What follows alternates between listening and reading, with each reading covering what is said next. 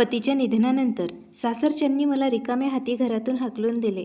जेव्हा मी त्यांनी दिलेली शेवटची निशाणी असलेले एक जुने लॉकेट गहाण ठेवण्यासाठी गेले, जेणेकरून खाण्यासाठी काही पैसे मिळावेत, तेव्हा दुकानाचा मालक मला पाहून घाबरला. तो लगेच ओरडून म्हणाला, लवकर यांना 5 कोटी द्या आणि माझ्या घरी घेऊन चला. माझ्या पतीच्या चितेची आग अजून शांतही झाली नव्हती. त्यांच्या फोटोवर चढवलेल्या हारातील फुलं अजूनही सुकलीही नव्हती. सासरच्यांनी मला दिवाणखान्यात बोलवले, जिथे माझ्यासमोर आधीपासूनच काही कागदपत्र, एक पेन आणि कपड्यांची एक पिशवी ठेवलेली होती, ज्यामध्ये माझे काही जुने कपडे होते. मी त्यावेळी 4 महिन्यांपेक्षा जास्त दिवसांची गरोदर होते. पोट अजून स्पष्ट दिसत नव्हते, पण अनेक दिवस सलग रडल्यामुळे माझे शरीर खचून गेले होते. उठताना बसतानाही पोटात एक मंद वेदना जाणवत होती. तरीही माझ्या सासू सुलोचनाबाईंनी माझ्या पोटाकडे रोखून पाहिले आणि थंड सुरात म्हणाल्या, अजून तर हेही नक्की नाही की हे मूल आमच्याच घराण्याचं रक्त आहे. तू या बाळावर मालमत्तेचा वाटा घेण्याचं स्वप्न पाहू नको.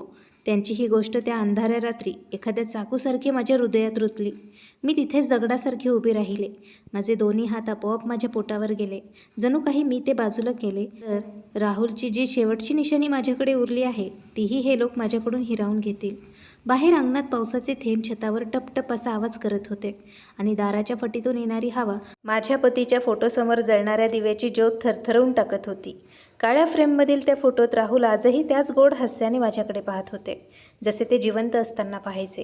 फरक एवढाच होता की आता मी गळा फाडूनही त्यांचे नाव पुकारले तरी ते आई आणि मुलाची ढाल बनून उभे राहू शकत नव्हते.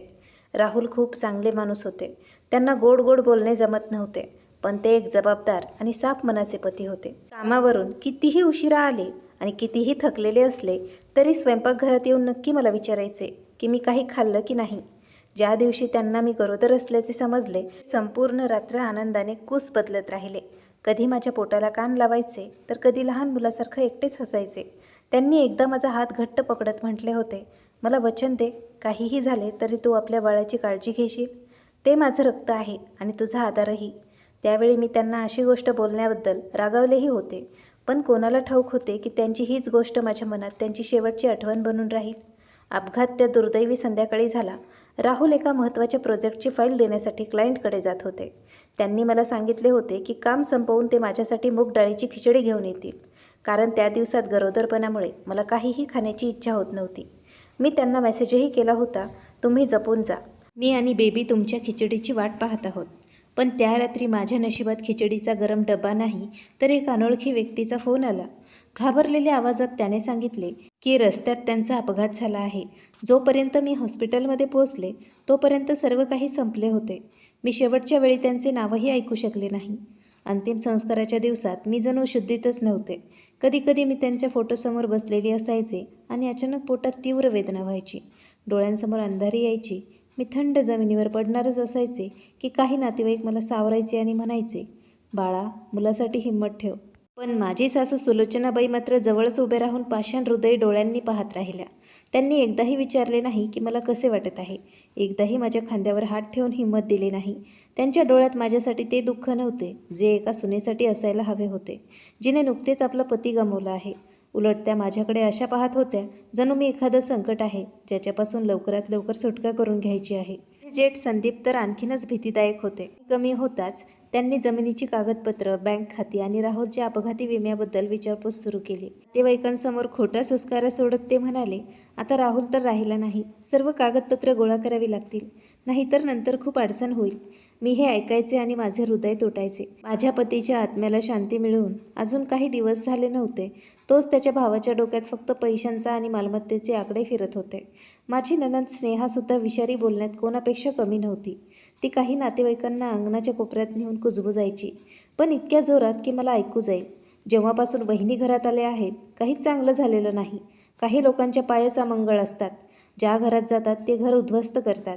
मी डोकं वर करून तिच्याकडे पाहायचे. माझा गळा दाटून यायचा. मला विचारायचे होते की राहुल माझे पती होते, माझ्या पोटात वाढणारं मूल त्यांचा अंश आहे. काय माझं दुःख पुरेसं नव्हतं? पण शेवटी मी फक्त माझं डोकं झुकवून पोटावर हात ठेवायचे आणि आपले अश्रू आतल्या आत गिळायचे. अंतिम संस्कारानंतर शेवटच्या रात्री जेव्हा सर्व पाहुणे गेले होते तेव्हा घरात एक भयानक शांतता पसरली होती. राहुलचा फोटो अजूनही दिवाणखान्यात ठेवलेला होता अगरबत्तीचा धूर हळूहळू वर जात होता. मी त्यांच्या फोटोसमोरील पाण्याचा पेला बदलून जशी वळले तशी सुलोचनाबाई आपल्या खोलीतून बाहेर आल्या. त्यांचा आवाज बर्फासारखा थंड होता. रडणे ओरडणे झाले असेल तर आता जिवंत लोकाशी बोलून घेऊया. मी दचकले. फक्त एका वाक्याने मला पटवून दिले की त्यांच्या मनात राहुलच्या मृत्यूचं आता काही दुःखच नव्हतं, तर ती मालमत्तेच्या वाटणीची एक संधी बनली होती. मी त्यांच्या मागे दिवाणखान्यात गेले. टेबलावर आधीपासून कागदपत्रांचा एक जाड बंडल, एक पेन, माझ्या पायांजवळ कपड्यांची एक पिशवी ठेवली होती, ज्यातून माझे काही कपडे डोकावत होते. संदीप सोफ्यावर हात बांधून बसला होता. स्नेहा कपाटाचा आधार घेऊन उभी होती. तिच्या ओठांवर एक विचित्र हसू होते, जणू ती या क्षणाची अनेक वर्षांपासून वाट पाहत होती. मी त्या सर्वांकडे एक एक करून पाहिले. माझ्या मनात एक अनामिक भीती भरली. मी माझ्या थरथरत्या आवाजाला सावरत विचारलं, आई, हे कसले कागदपत्र आहेत? सुलोचनाबाईंनी काहीच उत्तर दिले नाही. त्यांनी मला फक्त नखशिकांत पाहिले आणि त्यांची नजर माझ्या पोटावर येऊन थांबली. त्यांच्या त्या नजरेने मला आतून हादरवून सोडले. शेवटी त्यांनी कागदांचा बंडल माझ्या दिशेने सरकवत हळूहळू म्हटले, पण त्यांचा प्रत्येक शब्द सुईसारखा टुचत होता. यावर सही कर आणि मग आपले सामान उचलून या घरातून निघून जा. तुझ्या पोटात जे मूल आहे ते देशमुख घराण्याचं रक्त आहे की नाही हे कोणाला ठाऊक. त्यामुळे या बाळाचं नाव घेऊन तू माझ्या मुलाच्या मालमत्तेवर ताबा मिळवशील. अशी चूक विसरूनही तू करू नकोस. हे ऐकताच माझे संपूर्ण शरीर सुन्न झाले. राहुलचा फोटो ठीक त्यांच्या पाठीमागे होता, तरीही त्या खोलीत कोणालाच आठवण नव्हती की ते माझ्यावर किती प्रेम करायचे. या बाळाची त्यांनी किती आतुरतेने वाट पाहिली होती. मी माझे पोट धरले. अश्रू वाहत होते, पण माझ्या गळ्यातून आवाज निघत नव्हता. त्या क्षणी मला जाणीव झाली की जेव्हा तुमच्यावर प्रेम करणारा पती या जगात राहत नाही, तेव्हा काही घरांमध्ये ज्यांना तुम्ही कधीतरी आपले कुटुंब मानत होतात, ती डोळ्यांची पात लवते न लवते तोच बाहेरच्या वादळापेक्षाही जास्त थंड आणि निर्दयी बनतात. सुलोचनाबाईंनी कागदपत्रांना टेबलाच्या कडेपर्यंत ढकलले. बोटं त्या छापलेल्या शब्दांवर थपथपत होती, जणू काही फक्त माझ्या सहीचीच ते वाट पाहत होती. त्यांनी अतिशय हळुवारपणे एक एक शब्द स्पष्टपणे सांगितला, हा या गोष्टीचा पुरावा आहे की तू तुझ्या मर्जीने देशमुख घराण्याचं घर सोडत आहेस, मालमत्तेत कोणताही हिस्सा मागणार नाहीस आणि राहुलच्या पैशांशी तुझा काहीही संबंध असणार नाही. गप्प सही कर. आता जास्त तू तमाशा करू नकोस. मी माझ्यासमोर ठेवलेल्या कागदांकडे पाहिले. माझे डोके गरगरत होते. माझ्या पतीच्या निधनाला अजून 7 दिवसही झाले नव्हते. माझ्या कपड्यांमधून अजूनही हवनाच्या धुराचा वास येत होता आणि त्यांनी मला या घरातून हाकलून देण्याची पूर्ण तयारी केली होती. सुलोचनाबाई, पुन्हा संदीप आणि मग स्नेहाकडे पाहिले. त्या तिघांच्याही चेहऱ्यावर जराही संकोच दिसत नव्हता. संदीपने सोफ्यावर मागे टेकत घाणेरड्या नजरेने माझ्याकडे पाहिले, जणू मी एखादी चोर आहे जिला रंगेहात पकडले आहे. त्याने तोंड वाकडे करत म्हटले, राहुल तर मेला, आता तू इथे काय करणार? मूल जन्माला घालून घराची वाटणी करणार? मी आधीच सांगून ठेवतोय, हे घर बाहेरच्या लोकांच्या हिशोबासाठी मालमत्ता नाही आहे. बाहेरची लोक हा एक शब्द माझ्या छातीत बाणासारखा रुतला. काही दिवसांपूर्वीच मी राहुलच्या छातीवर डोकं ठेवून रडत होते. सुलोचनाबाईंना आई आणि संदीपला भाऊजी म्हणत होते आणि आज त्यांच्या नजरेत मी एक परकी व्यक्ती बनले होते. मी माझे अश्रू पुसले. दोन्ही हात पोटावर ठेवून स्वतःला शांत करण्याचा प्रयत्न केला. मी हळूहळू पण स्पष्ट आवाजात म्हटले, मला कोणतीही वाटणी नको आहे, पण जेव्हा हे घर बांधले जात होते तेव्हा आम्हा दोघांनीही आमच्या जमापुंजींचा एक हिस्सा यात लावला होता आणि मी गरोदर आहे. किमान बाळाच्या जन्मापर्यंत तरी मला इथे राहू द्या. मला राहुलच्या बाळासाठी फक्त डोक्यावर एक सुरक्षित छप्पर हवा आहे. मी जसे माझ्या पतीचे नाव घेतले, माझा गळा पुन्हा दाटून आला. मला तो दिवस आठवला जेव्हा त्यांना प्रमोशननंतर पहिला पगार मिळाला होता. त्यांनी ते पाकिट माझ्या हातात देताना प्रेमाने म्हटले होते, अंजली, आपण हळूहळू पैसे जमा करू. माझी इच्छा आहे की जेव्हा आपलं बाळ होईल तेव्हा तुम्ही दोघं एका चांगल्या घरात राहावं. त्यांच्या त्या बोलण्याने मला विश्वास दिला होता की जर पती पत्नी सोबत असतील तर प्रत्येक संकटावर मात करू शकतात. पण आज ती गोष्ट सांगणारा माणूस थंड जमिनीखाली गेला होता. हे ऐकताच सुलोचनाबाईंनी जोरात टेबलावर हात मारला. पेन घसरत जाऊन थंड जमिनीवर पडला. त्या थंड शांत दिवाणखान्यात तो आवाज खूप मोठा वाटला. त्यांनी माझ्याकडे रोखून पाहत म्हटले, पती मरण्याचं दुःख तर नाहीच तुला. तोंड उघडताच पैशांची आणि घराची भाषा करू लागली आहेस. म्हणते कशी की मला हाव नाही. राहुलला जाऊन काही दिवस झाले नाहीत, तोच तू या घरावर ताबा मिळवण्याचा प्लॅनही करून टाकलास. मी थक्क झाले. मी फक्त स्वतःसाठी आणि माझ्या बाळासाठी डोक्यावर एक छप्पर मागितले होते. राहुलच्या घरच्यांनी मला एक लोभी स्त्री बनवून टाकले, जी पतीच्या मरण्याची वाट पाहत होती. स्नेहाने हात बांधून म्हटले, वहिनी, आता हे नाटक बंद करा. राहुल भाऊ तर राहिले नाहीत. कोणाला ठाऊक की हे मूल खरंच त्यांचं आहे की नाही. आता तर तुम्ही पोट धरून सांगत आहात की हा या खानदानाचा वारस आहे. उद्या मूल जन्माला घालून मालमत्तेत हिस्सा मागाल तेव्हा काय होईल? तिचे हे बोलणे माझ्या चेहऱ्यावर एका जोरदार चपराक बसल्यासारखे होते. मी तिच्याकडे पाहत राहिले. विश्वासच बसत नव्हता की ज्या बहिणीवर राहुल इतकं प्रेम करायचे ती इतकी विषारी गोष्ट बोलू शकते. माझ्या पोटात वाढणारं बाळ त्यांच्या शेवटचा आनंद होता, ज्या गोष्टीची ते रोज वाट पाहत होते. आणि हे लोक त्याच बाळावर संशय घेत होते, त्याचा अपमान करत होते, जेणेकरून मला पूर्णपणे ते तोडू शकतील. मी थरथरत्या हातांनी माझा फोन काढला आणि सोनोग्राफीचा फोटोंचा अल्बम उघडला. हे बघा, हा फोटो तेव्हाचा आहे जेव्हा राहुल मला डॉक्टरांकडे घेऊन गेले होते. हे त्यांचे मेसेज आहेत, ज्यामध्ये ते विचारत आहेत की डॉक्टरांनी काय खाण्यापिण्यास सांगितले आहे. तुम्ही स्वतःच बघा, ते या बाळासाठी किती आतुर होते. मी फोन सुलोचनाबाईंच्या दिशेने केला, पण त्यांनी पाहण्यासही नकार दिला. संदीप अचानक आपल्या जागेवरून उठला आणि त्याने माझ्या हातातून फोन हिसकावून घेतला. मी मनातून घाबरून ओरडले, भाऊजी, माझा फोन परत करा. त्याने स्क्रीनवर पाहिले आणि हसत म्हणाला, या पुराव्यांनी काय सिद्ध होते? मेसेज तर कोणीही बनवू शकतं. जर स्वतःचे भले इच्छित असशील तर मुकाट्याने सही कर आणि जास्त हुशारी दाखवलीस तर माझ्यासारखा वाईट कोणी नसेल. मी संपूर्ण शहरात ही बातमी पसरवून देईल की तुझे चारित्र्य ठीक नाही आणि हे मूल दुसऱ्या कोणाचे तरी आहे. मी तिथेच थिजून गेले. मला स्वतःवर येणाऱ्या त्या खोट्या आरोपाची भीती नव्हती. मला भीती या गोष्टीची होती की माझं बाळ या जगात येण्यापूर्वीच आपल्या घरच्यांनी दिलेल्या कलंकाचं ओझं घेऊन जन्माला येईल. सुलोचनाबाईंनी बसताना आपला आवाज कमी केला, पण आता तो पूर्वीपेक्षाही जास्त थंड वाटत होता. ऐकलंस ना तू? तर मुकाट्याने या कागदांवर सही कर आणि शांतपणे इथून निघून जा. नाहीतर आम्ही तुझ्यावर केस करू की तू राहुलचे पैसे चोरलेस, घराची कागदपत्र गायब केलीस आणि राहिली गोष्ट या बाळाची, तर ती तू स्वतः सिद्ध करत राहा. तुला काय वाटते की तू एकटी गरोदर बाई पैशांशिवाय आणि आधाराशिवाय या खानदानाशी लढू शकशील? मी राहुलच्या फोटोकडे पाहिले. त्यांचे डोळे आजही तितकेच प्रेमळ दिसत होते, पण ते जितके प्रेमळ दिसत होते माझे हृदय तितकेच जास्त दुखावत होते. मला जोरात ओरडून सांगायचे होते की बघा तुमचे स्वतःचे लोक तुमच्या पत्नी आणि बाळासोबत काय करत आहेत, पण मी काहीच करू शकले नाही. माझ्या पोटात बाळाने अचानक हळूच लाथ मारली. अगदी हळूच, जणू काही ते मला आठवण करून देत होतं की मी इथे खचून जाऊ शकत नाही. जर मी यावेळी हट्ट केला तर हे लोक आई आणि मुलाला बदनाम करण्यासाठी कोणत्याही थराला जाऊ शकतात. मी माझा पती गमावला होता, मी माझं बाळ गमावू शकत नव्हते. मी जमिनीवर पडलेला पेन उचलला. माझे हात इतके थरथरत होते की मी तो नीट पकडूही शकत नव्हते. अश्रूंचा एक थेंब कागदावर पडला आणि काही छापलेले शब्द पुसट झाले. मी माझे नाव लिहिले. प्रत्येक अक्षर जणू काळजाला कापत होते. ती एका हारलेल्या स्त्रीची सही नव्हती, तर एका आईची सही होती, जी स्वतःला आणि बाळाला जिवंत ठेवण्यासाठी हताश होती. सही केल्यानंतर मी पाय खाली ठेवला आणि शेवटच्या वेळी सुलोचनाबाईंकडे पाहिले. त्यांनी कागद उचलून पाहिला. त्यांच्या ओठांवर एक हलकेसे हसू आले. मग त्या कोरडेपणाने म्हणाल्या, आजपासून तुझे या घराशी कोणतेही नाते राहिलेले नाही. तुझे सामान दाराजवळ ठेवले आहे. उद्या सकाळी मला तुझा चेहरा या घरात दिसता कामा नये. मी काहीच उत्तर दिले नाही. मी फक्त गप्पपणे आपल्या पोटावर हात ठेवला आणि मनातले मनात राहुलला म्हटले, तुम्ही काळजी करू नका. मी आपल्या बाळाला या निर्दयी घरात गुदमरून मरू देणार नाही.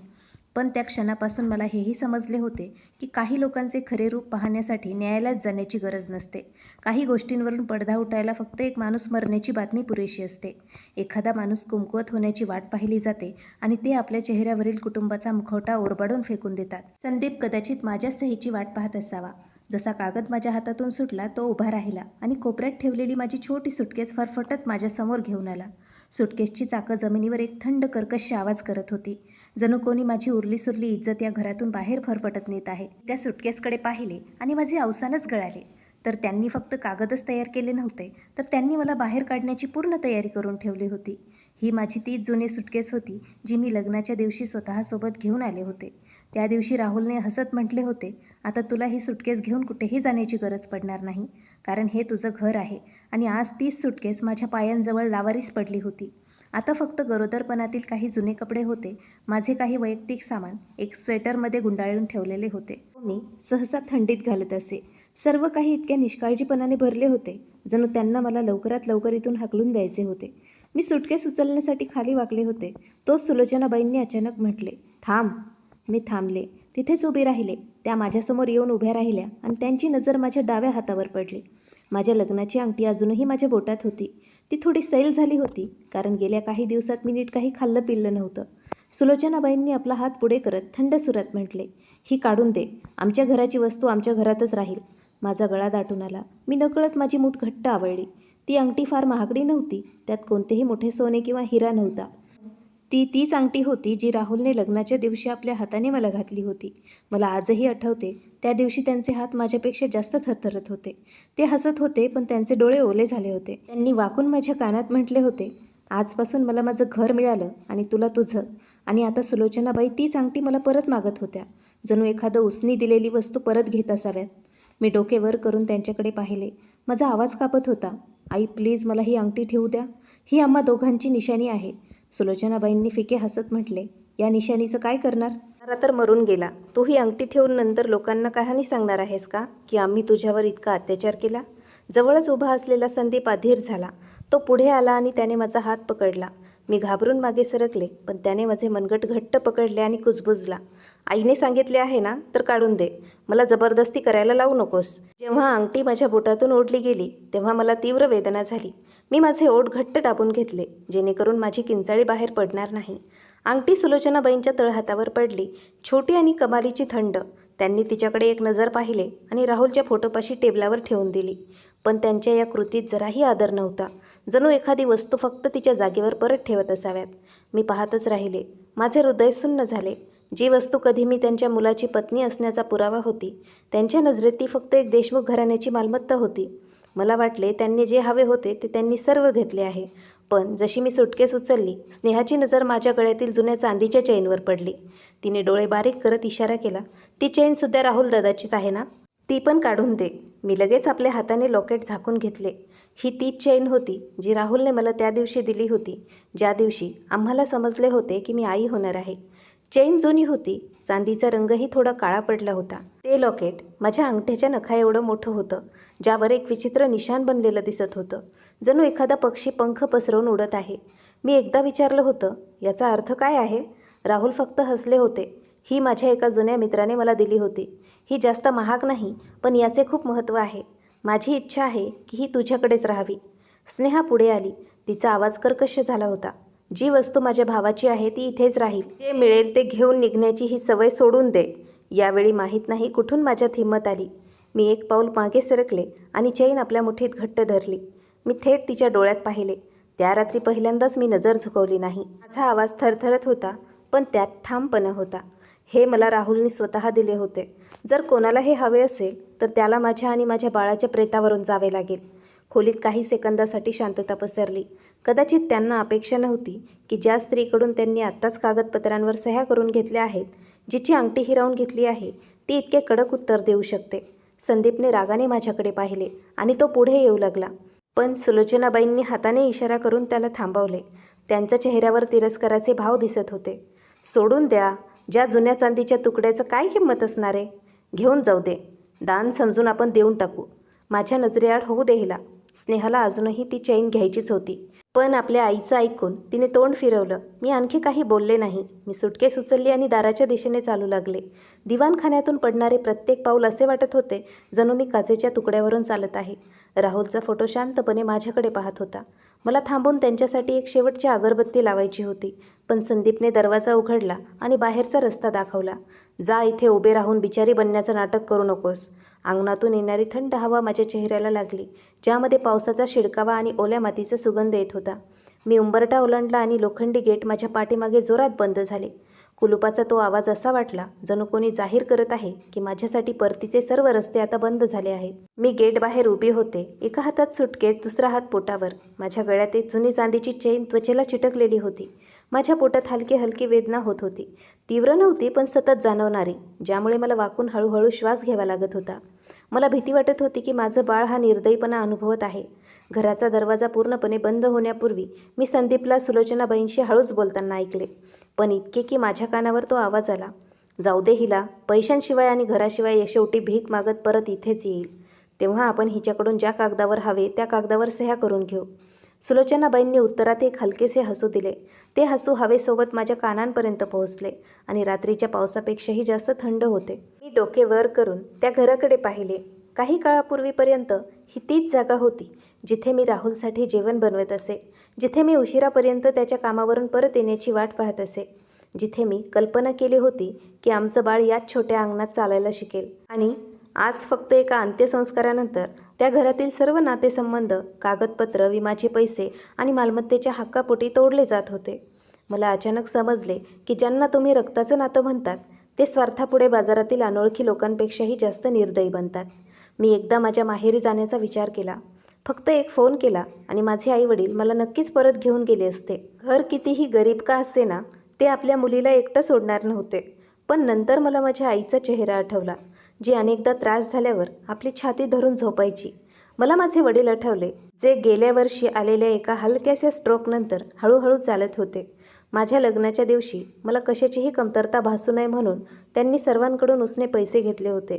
जर आज त्यांना समजले की त्यांच्या गरोदर मुलीला रिकाम्या हाती घरातून हाकलून दिले आहे, तर ते हा धक्का कसा सहन करू शकणार नाही.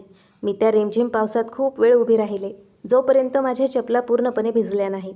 अखेर मी सुटकेस उचलली आणि त्या गल्लीपासून दूर चालू लागले. पुढे काय होईल मला माहीत नव्हते. उद्या मी कशी जगणार हेही मला माहीत नव्हते.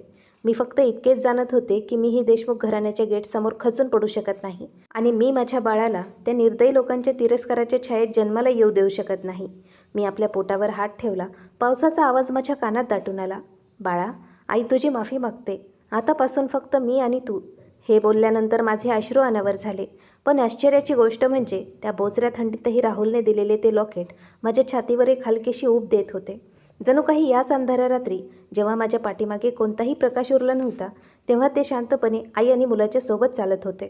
देशमुख घराण्याच्या घरातून निघाल्यानंतर 2 महिन्यांनी मी शहराच्या बाहेरील भागात छोटी खोली भाड्याने घेतली. सांगायला तर ती खोली होती, पण प्रत्यक्षात ती एक जुना पोटमाळा किंवा खाट पसाऱ्याची खोली वाटत होती. भिंतीवर दमटपणाचे डाग होते. पत्र्याचे छत इतके खाली होते की उन्हाळ्याच्या दुपारमध्ये ते भट्टीसारखे तापायचे. पावसाच्या दिवसात फटींमधून पाणी झिरपून थंड सिमेंटच्या फरशीवर लांब लांब रेघा तयार करायचे. मी माझी जुनी सुटकेस भिंतीच्या कोपऱ्यात लावून दिली आणि जमिनीचा ओलसरपणापासून वाचण्यासाठी बिछाण्याखाली पठ्ठे अंतरले. दर रात्री जेव्हा मी छतावर उंदरांच्या धावण्याचा आवाज ऐकायचे, तेव्हा आपल्या पोटावर हात ठेवून स्वतःलाच सांगायचे, किमान आम्हा मायलेकराच्या डोक्यावर एक छप्पर तरी आहे. माझी स्वतःची जमापुंजी जवळजवळ आता संपत आली होती. राहुलच्या निधनापूर्वी ते काही दिवस हॉस्पिटलमध्ये होते. औषधं, तपासण्या आणि येण्या जाण्याचा सर्व खर्च मीच माझ्या बचतीतून केला होता. अंत्यसंस्कारानंतरही मला सासरच्या लोकांसमोर हिशोबाची भाषा करायची नव्हती. त्यामुळे अनेक छोटे मोठे खर्च मी स्वतःच उचलले होते. जेव्हा मला घरातून काढले गेले, तेव्हा माझ्याकडे फक्त काही कपडे, माझी वैयक्तिक कागदपत्र आणि इतकेच पैसे होते की मी कसेबसे 2 महिने काढू शकते. त्यावेळीही मला वाटायचे की मी मेहनत करावी, घरात राहून करण्यासारखं एखादं काम शोधावं, तर आम्ही मायलेक हा कठीण काळ पार करू. बाजाराजवळ एका छोट्या कारखान्यातून शिलाईचे काम घेतले. सुरुवातीला त्यांनी माझ्या पोटाकडे पाहून नकार देण्याचा प्रयत्न केला, पण जेव्हा मी खूप विनवणी केली, तेव्हा त्यांनी मला लहान मुलांच्या कपड्यांना बटणं लावणं, धागे कापणं आणि खराब झालेली शिलाई ठीक करण्याचं काम दिलं. काम अवघड नव्हतं, पण खूप वेळ बसून राहावं लागायचं. वाकून काम केल्यामुळे डोळे दुखायचे. कधीकधी मी सकाळपासून उशिरा रात्रीपर्यंत काम करायचे. माझी पाठ आखडून जायची, पोटात भारीपणा जाणवायचा आणि दिवसाच्या शेवटी कष्टाने फक्त 100 रुपये जमा व्हायचे. मी तक्रार करू शकत नव्हते. कोणीतरी मला काम दिले हेच खूप मोठे होते. गरोदर एकटी स्त्री जिच्या पाठीशी उभे राहायला कोणी नसेल, तिला नखरे करण्याचा कोणताही अधिकार नसतो. कधीकधी संध्याकाळी जेव्हा मी तयार केलेला माल घेऊन कारखान्यात जायचे, तेव्हा रस्त्यात एक ढाबा लागायचा. तिथून येणाऱ्या जेवणाच्या सुवासाने माझे मन व्याकुळ व्हायचे. मी एक क्षणासाठी थांबायचे आणि मग लगेच पुढे निघून जायचे. भीती वाटायची की जर थोडा वेळ अजून थांबले तर स्वतःला रोखू शकणार नाही. त्यावेळी माझ्या खिशात फक्त काही अंडी, थोडी भाजी आणि एक मॅगीचं पाकिट खरेदी करण्या इतकेच पैसे असायचे. मला 1-1 रुपयाचा हिशोब ठेवावा लागायचा. आज काय खाऊ जेणेकरून उद्या गरोदरपणासाठी दूध खरेदी करायला पैसे वाचतील? या महिन्याचे भाडे दिल्यानंतर बाळासाठी किती पैसे उरतील? पूर्वी राहुल मला जास्त बचत करण्यावरून प्रेमाने रागवायचे. ते म्हणायचे की अंजली, तू 2 जीवांसाठी खात आहेस, आपल्या तब्येतीशी खेळ करू नकोस. आज मी तसा एक ओरडा ऐकण्यासाठीही तरसत होते. मी माझ्या माहेरी जाण्याची हिंमत करू शकले नाही. असे नव्हते की मला माझ्या आईवडिलांची आठवण येत नव्हती, तर मला भीती वाटत होती. माझ्या आईला हृदयाचा त्रास होता. थोडा जरी ताण आला की ती तिची छाती दुखू लागायची. माझे वडील गेल्या वर्षीच्या स्ट्रोकनंतर नीट चालूही शकत नव्हते. जर त्यांना समजले असते की त्यांच्या मुलीला गरोदरपणात सासरहून हाकलून दिले आहे, तर ते हे कसे सहन करू शकतील हे मला ठाऊक नव्हते. जेव्हा कधी आईचा फोन यायचा, तिचा आवाज नेहमीसारखाच प्रेमळ असायचा. सासरच्या घरी सगळं काही ठीक आहे ना गं बाळा? तुझी कोणी काळजी घेतंय की नाही? मी माझे ओठ इतक्या जोरात दाबायचे की रक्त यायचे आणि आपल्या आवाजात आनंद आणण्याचा प्रयत्न करत म्हणायचे, हो आई, सगळं काही ठीक आहे. सगळे लोक माझ्यावर खूप प्रेम करतात. तुम्ही काही काळजी करू नका. खोटं बोलल्यानंतर मी अनेकदा खाटेच्या कोपऱ्यात बसून खूप वेळ रडत राहायचे. काही खोटे ह्या चुका लपवण्यासाठी नाही, तर आपल्या माणसांचं दुःख वाचवण्यासाठी बोलले जातात. मला आईला बिलगून रडायचे होते. सांगायचे होते, आई मी खूप थकले आहे, मला खूप भीती वाटत आहे, मला माहीत नाही मी उद्या काय खाणार. पण मग मी आपल्या पोटाकडे पाहायचे आणि स्वतःला आठवण करून द्यायचे की आता मी एक आई आहे. एक आई कुमकुवत पडू शकते, पण ती आपल्या कुमकुवतपणामुळे दुसऱ्या कोणाला दरीत ढकलून देऊ शकत नाही. माझ्या सासरच्यांनी मला फक्त घरातूनच काढले नव्हते, तर त्यांनी बाहेर अशी अफवाही पसरवली होती की मी राहुलचे पैसे घेऊन पळून गेले आहे. मी अंत्यसंस्काराच्या गडबडीत फायदा घेऊन कागदपत्र आणि विम्याचे पैसे चोरले आणि गायब झाले. सुरुवातीला मला हे माहीत नव्हते. एक दिवस जेव्हा मी भाजी खरेदी करण्यासाठी बाजारात गेले, तेव्हा मला सासरच्या 2 जुन्या ओळखीच्या व्यक्ती माझ्याकडे विचित्र नजरेने पाहताना दिसल्या. एकाने तर मुद्दाम इतक्या जोरात म्हटले, आजकालच्या बायका खूप हुशार असतात, पती मेला नाही तोच आपला रस्ता धरतात. मी भाजीच्या दुकानावर दगडासारखी उभी राहिले. म्हणजे त्यांनी जगाला जी कहाणी सांगितली होती त्यात मी एक पीडित पत्नी नव्हते, तर सर्व काही लुटून पळालेली एक लोभी स्त्री होते. मी एकदा हिंमत करून राहुलच्या जुन्या कंपनीत गेले आणि त्यांच्या शेवटच्या पगाराबद्दल, अपघाताच्या मोबदल्याबद्दल आणि विम्याबद्दल त्यांना विचारले. तिथल्या HR मॅनेजरने माझ्याकडे विचित्र नजरेने पाहिले आणि सांगितले की राहुलची सर्व कागदपत्र घेण्यासाठी त्यांच्या घरातून कोणीतरी आधीच येऊन गेले आहे. मी विचारले, कोण आलं होतं, माझी सासू की जेठ? त्या माणसाने लगेच प्रश्न टाळला आणि म्हणाला, माफ करा, आम्ही कायदेशीर कागदपत्रांशिवाय ही माहिती कोणाला देऊ शकत नाही. मी त्या कंपनीच्या कॉरिडॉरमध्ये उभी होते, जिथे राहुल रोज यायचे जायचे आणि मला तिथे अपमानित वाटत होते. माझ्या पतीने तिथे इतके वर्ष काम केले, आज त्यांच्या पत्नीला आणि बाळाला त्यांच्या शेवटच्या हक्काविषयी जाणून घेण्याचेही कोणते अधिकार नव्हते. त्या दिवसापासून माझ्या मनात एक दाट संशय निर्माण झाला. कदाचित त्यांना सुरुवातीपासूनच सर्व काही ठरवून ठेवले होते.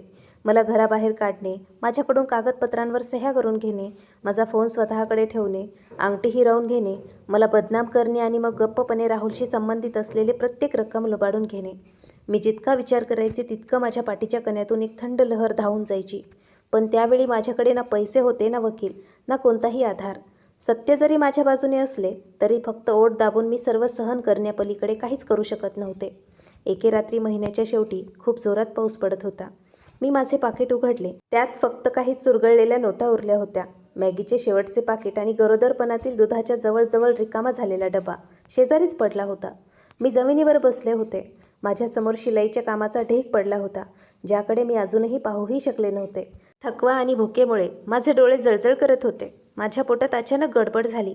बाळाने हळूच लाथ मारली आणि मी रडून पडले. मी भुकेले राहू शकत होते, पण माझ्या बाळाची काहीच चूक नव्हती की त्याने आपल्या आईसोबत भुकेलं राहावं. मी राहुलने दिलेली ती चैन गळ्यातून काढली आणि आपल्या तळहातावर ठेवली. चांदीचे ते लॉकेट जुने होते. त्यावर पंख पसरवून उडणाऱ्या पक्ष्याचे निशाण पिवळ्या प्रकाशात अजूनही स्पष्ट दिसत होते. मी ते आपल्या गालाला लावले. अश्रूंचे थेंब त्यावर पडून थंड झाले. हे शेवटची वस्तू होती ज्यात त्यांची आठवण होती. एकमेव गोष्ट जी मी त्या घरातून वाचवून आणू शकले होते. मी स्वतःशीच वचन दिले होते की कितीही अडचण आली तरी मी ते कधीच विकणार नाही, कधीच गहाण ठेवणार नाही. पण दुसऱ्या दिवशी सकाळी जेव्हा मी भुकेने दुसऱ्या पोटासह आणि गरगरणाऱ्या डोक्यासह उठले, तेव्हा मला समजले माझ्याकडे दुसरा कोणताही मार्ग आता उरलेला नाही. मी ती चैन स्वच्छ रुमालात गुंडाळली आणि आपल्या खिशात ठेवून घेतली. मी स्वतःला समजावत राहिले, फक्त काही दिवसांसाठी गहाण ठेवत आहे. थोडे पैसे घेऊन जेवण खरेदी करेल, भाडे देईल आणि जेव्हा एखादे चांगले काम मिळेल तेव्हा ही चैन सोडवून आणेन. सांगणे सोपे होते, पण जेव्हा मी खोलीबाहेर पडले तेव्हा माझे पाय दगडासारखे जड झाले होते. मला माहीत नव्हते की माझा हाच सर्वात लाजिरवाणा आणि हताशेने घेतलेला निर्णय असा एक दरवाजा उघडणार आहे ज्याचा मी माझ्या संपूर्ण आयुष्यात कधीही विचार केला नव्हता. त्या सकाळी मी खूप वेळा खाटेच्या कडेला बसून राहिले. माझ्या हातात अजूनही तो रुमाल होता ज्यात राहुलची चैन गुंडाळलेली होती.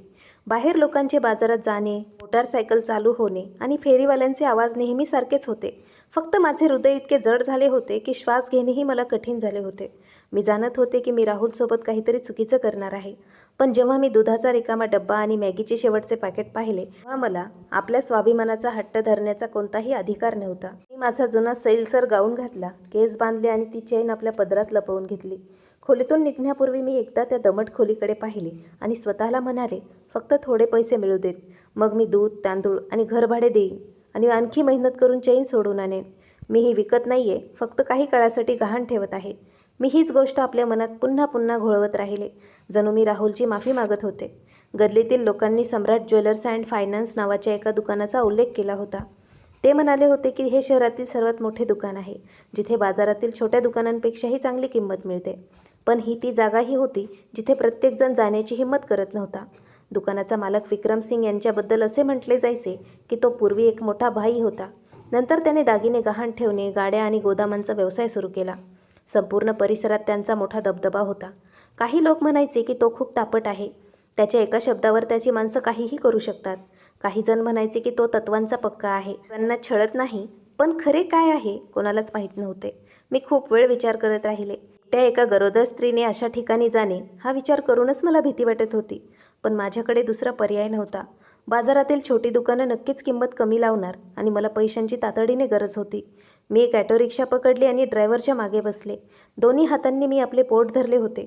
डोळे सकाळच्या धुक्यात भिजलेल्या रस्त्याकडे पाहत होते. हवा माझ्या चेहऱ्याला लागत होती, पण माझे हृदय त्याहूनही जास्त थंड होते. सम्राट ज्वेलर्स मोठ्या रस्त्यावरच होते. लाल रंगाचा मोठा बोर्ड ज्यावर सोनेरी अक्षरांनी नाव लिहिले होते, तो डोळ्यात खुपत होता. दाराबाहेर टॅटू काढलेली काही मुलं सिगरेट पीत उभी होती. कोणी गाडीला टेकले होते, कोणी फोनमध्ये व्यस्त होते. त्यांच्या नजरा मला नखशिकांत निहाळत होत्या. मी माझा चेहरा खाली केला आणि घाईघाईने आत निघून गेले. सिगरेट, जुना सोफा आणि नोटांचा संमिश्र वास यामुळे तिथली हवा खूप जड आणि विचित्र वाटत होती. काउंटरच्या मागे एक तरुण मुलगा बसला होता, ज्याच्या केसांना जेल लावले होते आणि गळ्यात एक जाड चेन होती. तो च्युइंगम चगळत फोन चालवत होता. मी काही वेळ काउंटरसमोर उभी राहिले, पण मला काही बोलण्याची हिंमत झाली नाही. त्याने डोके वर करून माझ्याकडे पाहिले आणि कोरडेपणाने विचारले, काय गहाण ठेवायचं आहे? मी माझा गळा साफ केला आणि खिशातून रुमाल काढून त्याची घडी उघडली. ती जुनी चांदीची चेन पांढऱ्या प्रकाशात चमकून उठली. मी हळूच म्हणाले, मला ही चेन गहाण ठेवायची आहे. जास्त नाही, फक्त काही दिवसांचा उदरनिर्वाह होईल इतकेच पैसे हवेत. त्या मुलाने ती उचलली. फक्त एक नजर पाहिले. लॉकेट नीट पाहण्याचे कष्टही त्याने घेतले नाहीत. तो हसत म्हणाला, या जुन्या चांदीचे जास्तीत जास्त काहीशे रुपये मिळतील. ठेवायची असेल तर कागदावर सही कर, नाहीतर परत घेऊन जा. काहीशे रुपये हा शब्द माझ्या हृदयात रुतला. त्यांच्यासाठी ती फक्त एक जुनी काळी पडलेली चांदीची वस्तू होती. माझ्यासाठी ती माझ्या मृत पतीची शेवटची निशाणी होती.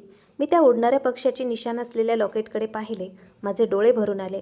मला ते परत हिसकावून घ्यावेसे वाटले. त्याला छातीशी लावून इथून पळून जावेसे वाटले. पण मग मला माझ्या पोटात वाढणाऱ्या बाळाचा विचार आला. आज रात्रीच्या जेवणाचा विचार आला आणि मी ओठ चावून विचारले, काही थोडे जास्त पैसे मिळू शकतील का? मी गरोदर आहे, मला पैशांची खूप गरज आहे. त्या मुलाने खांदे उडवले. त्याच्या आवाजात अजिबात सहानुभूती दिसत नव्हती. इथे कोणी दान धर्म करत नाही. वस्तू जेवढ्याची आहे तेवढेच पैसे मिळतील. सही करायची असेल तर कर, असे म्हणत त्याने एक कागद आणि एक बिन झाकण्याचा पेन माझ्या दिशेने सरकवला. मी त्या कागदाकडे पाहिले. माझे हात थरथरत होते. फक्त एक सही आणि राहुलची चैन इथेच राहून जाईल. मी स्वतःला सांगत राहिले, मी ही सोडवून आणेन, नक्कीच सोडवून आणेन. पण माझ्या मनात एक अनामिक भीती बसली. ठीक त्या क्षणी जेव्हा पेनचं टोक कागदाला स्पर्श करणार होतं, तेव्हा आतल्या पायऱ्यावरून कोणाच्या तरी चालत येण्याचा आवाज आला. एक माणूस काळा शर्ट घातलेला खाली आला. त्याचं वय साधारण 40 वर्ष असावं. रुंद मजबूत खांदे, चेहऱ्यावर अनुभवाच्या रेषा आणि डोळे इतके मोठे होते की एका नजरेतच समोरील माणूस घाबरून जाईल. काउंटरवरील तो मुलगा लगेच सरळ उभा राहिला. त्याचा आवाज बदलला, विक्रम भाई. मी जास्त पाहण्याची हिंमत केली नाही, फक्त माझा चेहरा झुकवून घेतला. मी समजले की हाच तो विक्रम सिंग आहे ज्याच्याबद्दल लोक बोलतात. विक्रम भाई काउंटरजवळून गेले. सुरुवातीला त्यांनी माझ्याकडे पाहिले नाही, पण काही पावलं चालल्यानंतर त्यांची नजर अचानक काचेवर ठेवलेल्या त्या चैनवर रेंगाळली. ते तिथेच खिळले. त्यांच्या चेहऱ्यावरील थंडपणा गायब झाला आणि त्यांची जागा एका तीव्र आश्चर्याने घेतली. ते वेगाने मागे आले. त्यांनी ती चैन उचलली आणि त्यांची बोटं त्या उडणाऱ्या पक्षाच्या निशाण्यावर हळूवार फिरली. त्यांचा चेहरा लगेच बदलला. त्यांनी माझ्याकडे रोखून पाहिले. त्यांचा आवाज जड झाला, ही चेन तुझ्याकडे कुठून आली? घाबरले. मला वाटले मी कोणती तरी चोरीची वस्तू गहाण ठेवण्याचा प्रयत्न केला आहे. मी माझ्या दोन्ही हातांनी पोट धरले, अर्धे पाऊल मागे सरकले आणि उत्तर दिले, ही माझ्या पतीची आहे. त्यांचं निधन झालं आहे. मी फक्त जेवणासाठी काही पैसे घ्यायला इथे आले होते. मी कोणाची ते चोरी केली नाही. माझे पती हे 2 शब्द ऐकताच विक्रम सिंग यांचे डोळे अधिक गंभीर झाले. त्यांनी तातडीने विचारले, काय नाव होतं तुझ्या पतीचं? मी थरथरत्या आवाजात म्हणाले, राहुल देशमुख. जसे हे नाव माझ्या मुखातून निघाले, संपूर्ण खोलीत शांतता पसरली. विक्रम सिंग काही सेकंद न हालता उभे राहिले. त्यांच्या हातात ती चैन इतकी घट्ट पकडलेली होती की त्यांच्या हाताच्या नसा उंचावल्या. काउंटरवरील तो मुलगा च्युइंगम चघळण्याचं विसरून गेला. मी त्यांचा चेहरा पाहून आणखीनच घाबरले. मला वाटले आता ते माझ्यावर ओरडतील, माझ्यावर संशय घेतील किंवा कदाचित मला अशा एखाद्या गोष्टीसाठी पकडतील जी मला माहीतही नाही. पण मग विक्रमसिंग अचानक आपल्या माणसाकडे वळले. त्यांचा आवाज थंड आणि वेगवान होता. दरवाजा बंद करा. बाहेर उभी असलेले मुलं लगेच सिगरेट फेकून दुकानाचं शटर अर्धा खाली उडू लागली. माझा चेहरा पांढरा झाला. माझे हातपाय कापू लागले. मी घाईघाईने म्हणाले, साहेब, जर तुम्ही हे ठेवू शकत नसाल तर मला परत द्या. मी इथून निघून जाते. विक्रमसिंग यांनी माझ्याकडे पाहिले. त्यांच्या डोळ्यात कडकपणासोबत एक विचित्र वेदनाही होती. त्यांनी हळूहळू एक एक शब्द उच्चारला. कोणीही यांना इथून पायी जाऊ देणार नाही. मी काही समजून घेण्यापूर्वीच त्यांनी पुढचा आदेश दिला. यांना आतल्या खोलीत घेऊन जा. गरम दूध बनवा, डॉक्टरांना बोलवा, यांची तपासणी करा आणि गाडी तयार ठेवा. मग ते जवळ उभ्या असलेल्या एका माणसाकडे वळले. त्यांचा आवाज आणखीनच कडक झाला. तिजोरी उघडा. आधी 5 कोटी काढा आणि घरी फोन करून सांगा की दिवाणखाना साफ करा. आजपासून या आमच्या खास पाहुण्या आहेत. मी तिथेच दगडासारखी उभी राहिले. मला वाटले की मी काहीतरी चुकीचं ऐकलं आहे. काही मिनिटांपूर्वी राहुलची चेनची किंमत काहीशे रुपये लावली गेली होती आणि आता या दुकानाचा सर्वात मोठा मालक तिच्यामुळे घाबरून मला 5 कोटी देण्याचा हुकूम सोडत होता. मी माझं पोट धरलं. आश्चर्यापेक्षा जास्त घाबरल्यामुळे माझ्या डोळ्यातून अश्रू आले. मी हळूच विचारलं, विक्रम सर, शेवटी ही चेन काय आहे आणि तुम्ही माझ्या पतीला कसं काय ओळखता? त्यांनी आपल्या तळहातावर ठेवलेल्या लॉकेटकडे पाहिले. त्यांचा आवाज इतका कमी झाला जणू गळ्यातच अडकला. कारण जर त्या वर्षी राहुल नसता तर आज हा विक्रमसिंग आपल्या आईवडिलांची सेवा करण्यासाठी जिवंत नसता आणि ना तुमच्यासमोर उभा राहून बोलण्यासाठी. हे बोलून त्यांनी डोके वर केले. त्यांचे डोळे पुन्हा तीक्ष्ण झाले. आणि जर तुम्ही हे घेऊन माझ्याकडे आले आहात याचा अर्थ असा की राहुलचे माझ्यावर जे कर्ज होते ते फेडण्याची आता वेळ आली आहे. आतल्या खोलीचा दरवाजा माझ्या पाठीमागे बंद झाला. कुलुपाच्या आवाजाने माझे हृदय धडधडले. मी एका मोठ्या टेबलासमोर ठेवलेल्या खुर्चीवर बसले. दोन्ही हात पोटावर ठेवून मी आपल्या श्वासावर नियंत्रण ठेवण्याचा प्रयत्न करत होते. बाहेर शटर खाली पडण्याच्या, लोकांच्या वेगाने चालण्याचा आणि कोणाच्या तरी फोनवर बोलण्याचे आवाज येत होते. या सर्व गोष्टींमुळे त्या बंद खोलीतही घुसमट झाल्यासारखे वाटत होते. मला माहीत नव्हते की माझे नशीब उघडले आहे की मी एका आणखी मोठ्या संकटात अडकले आहे. मी फक्त इतकेच जाणत होते की राहुलची चेन आता विक्रमसिंग नावाच्या त्या माणसाच्या हातात होती आणि तो त्याकडे एखाद्या गहाण ठेवलेल्या वस्तूसारखं पाहत नव्हता. विक्रमसिंग काही वेळ खिडकीपाशी उभे राहिले. त्यांची पाठ माझ्या दिशेने होती. त्यांनी लॉकेट घट्ट पकडले होते. त्यांचे खांदे थोडे ताणलेले होते. जणू ते एखादी गडद गोष्ट आपल्या मनात दाबवून ठेवण्याचा प्रयत्न करत होते. तो माणूस ज्याने आत्ताच एका हुकुमाने संपूर्ण दुकान शांत केले होते, तो आता एका जुन्या चांदीच्या वस्तूसमोर गप्प होता. मी आणखी काही विचारण्याची हिंमत केली नाही. मला भीती वाटत होती, जर मी काही चुकीचं बोलले तर हे सर्व एक विचित्र स्वप्नासारखं गायब होऊन जाईल. थोड्या वेळाने ते परत आले आणि माझ्यासमोर खुर्चीवर बसले. त्यांचे डोळे अजूनही तीक्ष्ण दिसत होते, पण त्यात आता त्या गहाण दुकानाच्या मालकासारखा थंडपणा नव्हता. त्यांचे डोळे असे दिसत होते जणू एखाद्याने आपली खूप जुनी हरवलेली वस्तू शोधून काढली आहे. त्यांनी चेन टेबलावर ठेवली, हळूच माझ्या दिशेने सरकवली आणि सावकाश म्हणाले, ही अशी वस्तू नाही जी कोणी गहाण ठेवू शकेल. मला पुन्हा सांग, ही तुला कोणी दिली? मी माझा गळा साफ केला. माझा आवाज थरथरत होता. ही चेन मला माझ्या पतीने दिली होती, राहुल देशमुख. जेव्हा ते जिवंत होते त्यांनी ही मला सांभाळून ठेवण्यासाठी दिली होती. त्यांचे निधन झाले आहे म्हणून मी मजबुरीने ही इथे घेऊन आले. राहुलचे नाव पुन्हा ऐकून विक्रमसिंग यांचे डोळे हलकेच लहान झाले. त्यांनी डोके झुकवले. त्यांची बोटं त्या उडणाऱ्या पक्ष्याच्या निशाण्यावर फिरू लागली. ते काही सेकंदाची शांतता इतकी मोठी होती की मला माझ्या हृदयाचे ठोके स्पष्ट ऐकू येत होते. मग त्यांनी आपला चेहरा दुसऱ्या बाजूला वळवला. त्यांचा आवाज खूप हळू झाला. तो खरोखरच नाही राहिला? हा प्रश्न सत्य स्वीकारणारा नव्हता, तर असा होता जणू कोणाला या सत्यावर विश्वास ठेवायचाच नव्हता. मी डोके हलवले. माझे अश्रू पुन्हा वाहू लागले. त्यांचा अपघात झाला होता. मी शेवटच्या वेळी त्यांना भेटूही शकले नाही. विक्रमसिंग यांनी आपले डोळे बंद केले. त्या अनुभवी चेहऱ्यावर एक क्षणासाठी तीव्र दुःख उमटले. पण हे समजण्यासाठी पुरेसे होते की राहुल त्यांच्यासाठी कोणी सामान्य ओळखीचा माणूस नव्हता. तेव्हाच दारावर थाप पडली. एक माणूस आत आला. डोके झुकवून हळूच म्हणाला, भाई, पैसे तयार आहेत. डॉक्टरही रस्त्यातच आहेत. विक्रमसिंग यांनी डोळे उघडले. त्यांचा आवाज लगेचच कडक झाला. लवकर करा. पूर्ण 5 कोटी. एकही रुपया कमी पडता कामा नये. आणि घरी सांगा की खोली अगदी स्वच्छ आणि शांत असावी. त्या गरोदर आहेत. कोणी त्यांना घाबरवता कामा नये. मी घाबरून उभी राहिले. दोन्ही हातांनी मी नकार देऊ लागले. नाही साहेब, मी इतके पैसे घेऊ शकत नाही. मला फक्त काही हजार हवे आहेत, जेवणासाठी आणि खोलीच्या भाड्यासाठी. मी इथे चेन गहाण ठेवायला आले आहे, भीक मागायला नाही. मी इतक्या वेगाने बोलले की माझा श्वास फुलला आणि पोटात हलकीशी वेदना झाली. पण विक्रमसिंग यांनी लगेच रागाने माझ्याकडे पाहिले. त्यांनी मला बसण्याचा इशारा केला. बसून जा, घाबरू नकोस. मी ओठ घट्ट दाबून घेतले. माझे अश्रू वाहतच होते. पण 5 कोटी खूप मोठी रक्कम होती. मी कधीच कोणाकडून इतके पैसे घेतले नव्हते. मला खूप भीती वाटत होती. विक्रमसिंग यांनी अचानक जोरात टेबलावर हात मारला. त्या आवाजाने मी दचकले. पण त्यांचा तो राग माझ्यावर नव्हता, तर मी जो अन्याय सहन केला होता त्यावर होता. तुझी इतकी हिंमतच कशी झाली की तू ही वस्तू घेऊन काहीशा रुपयांसाठी ती गहाण ठेवायला माझ्याकडे आलीस? ऐकतेस ना तू? जो माणूस हे लॉकेट घालतो त्याने अशा प्रकारे हताश होता कामा नये. मी शांतपणे त्याच्याकडे पाहत राहिले. राहुल गेल्यावर माझ्याशी कोणीच अशा प्रकारे बोलले नव्हते.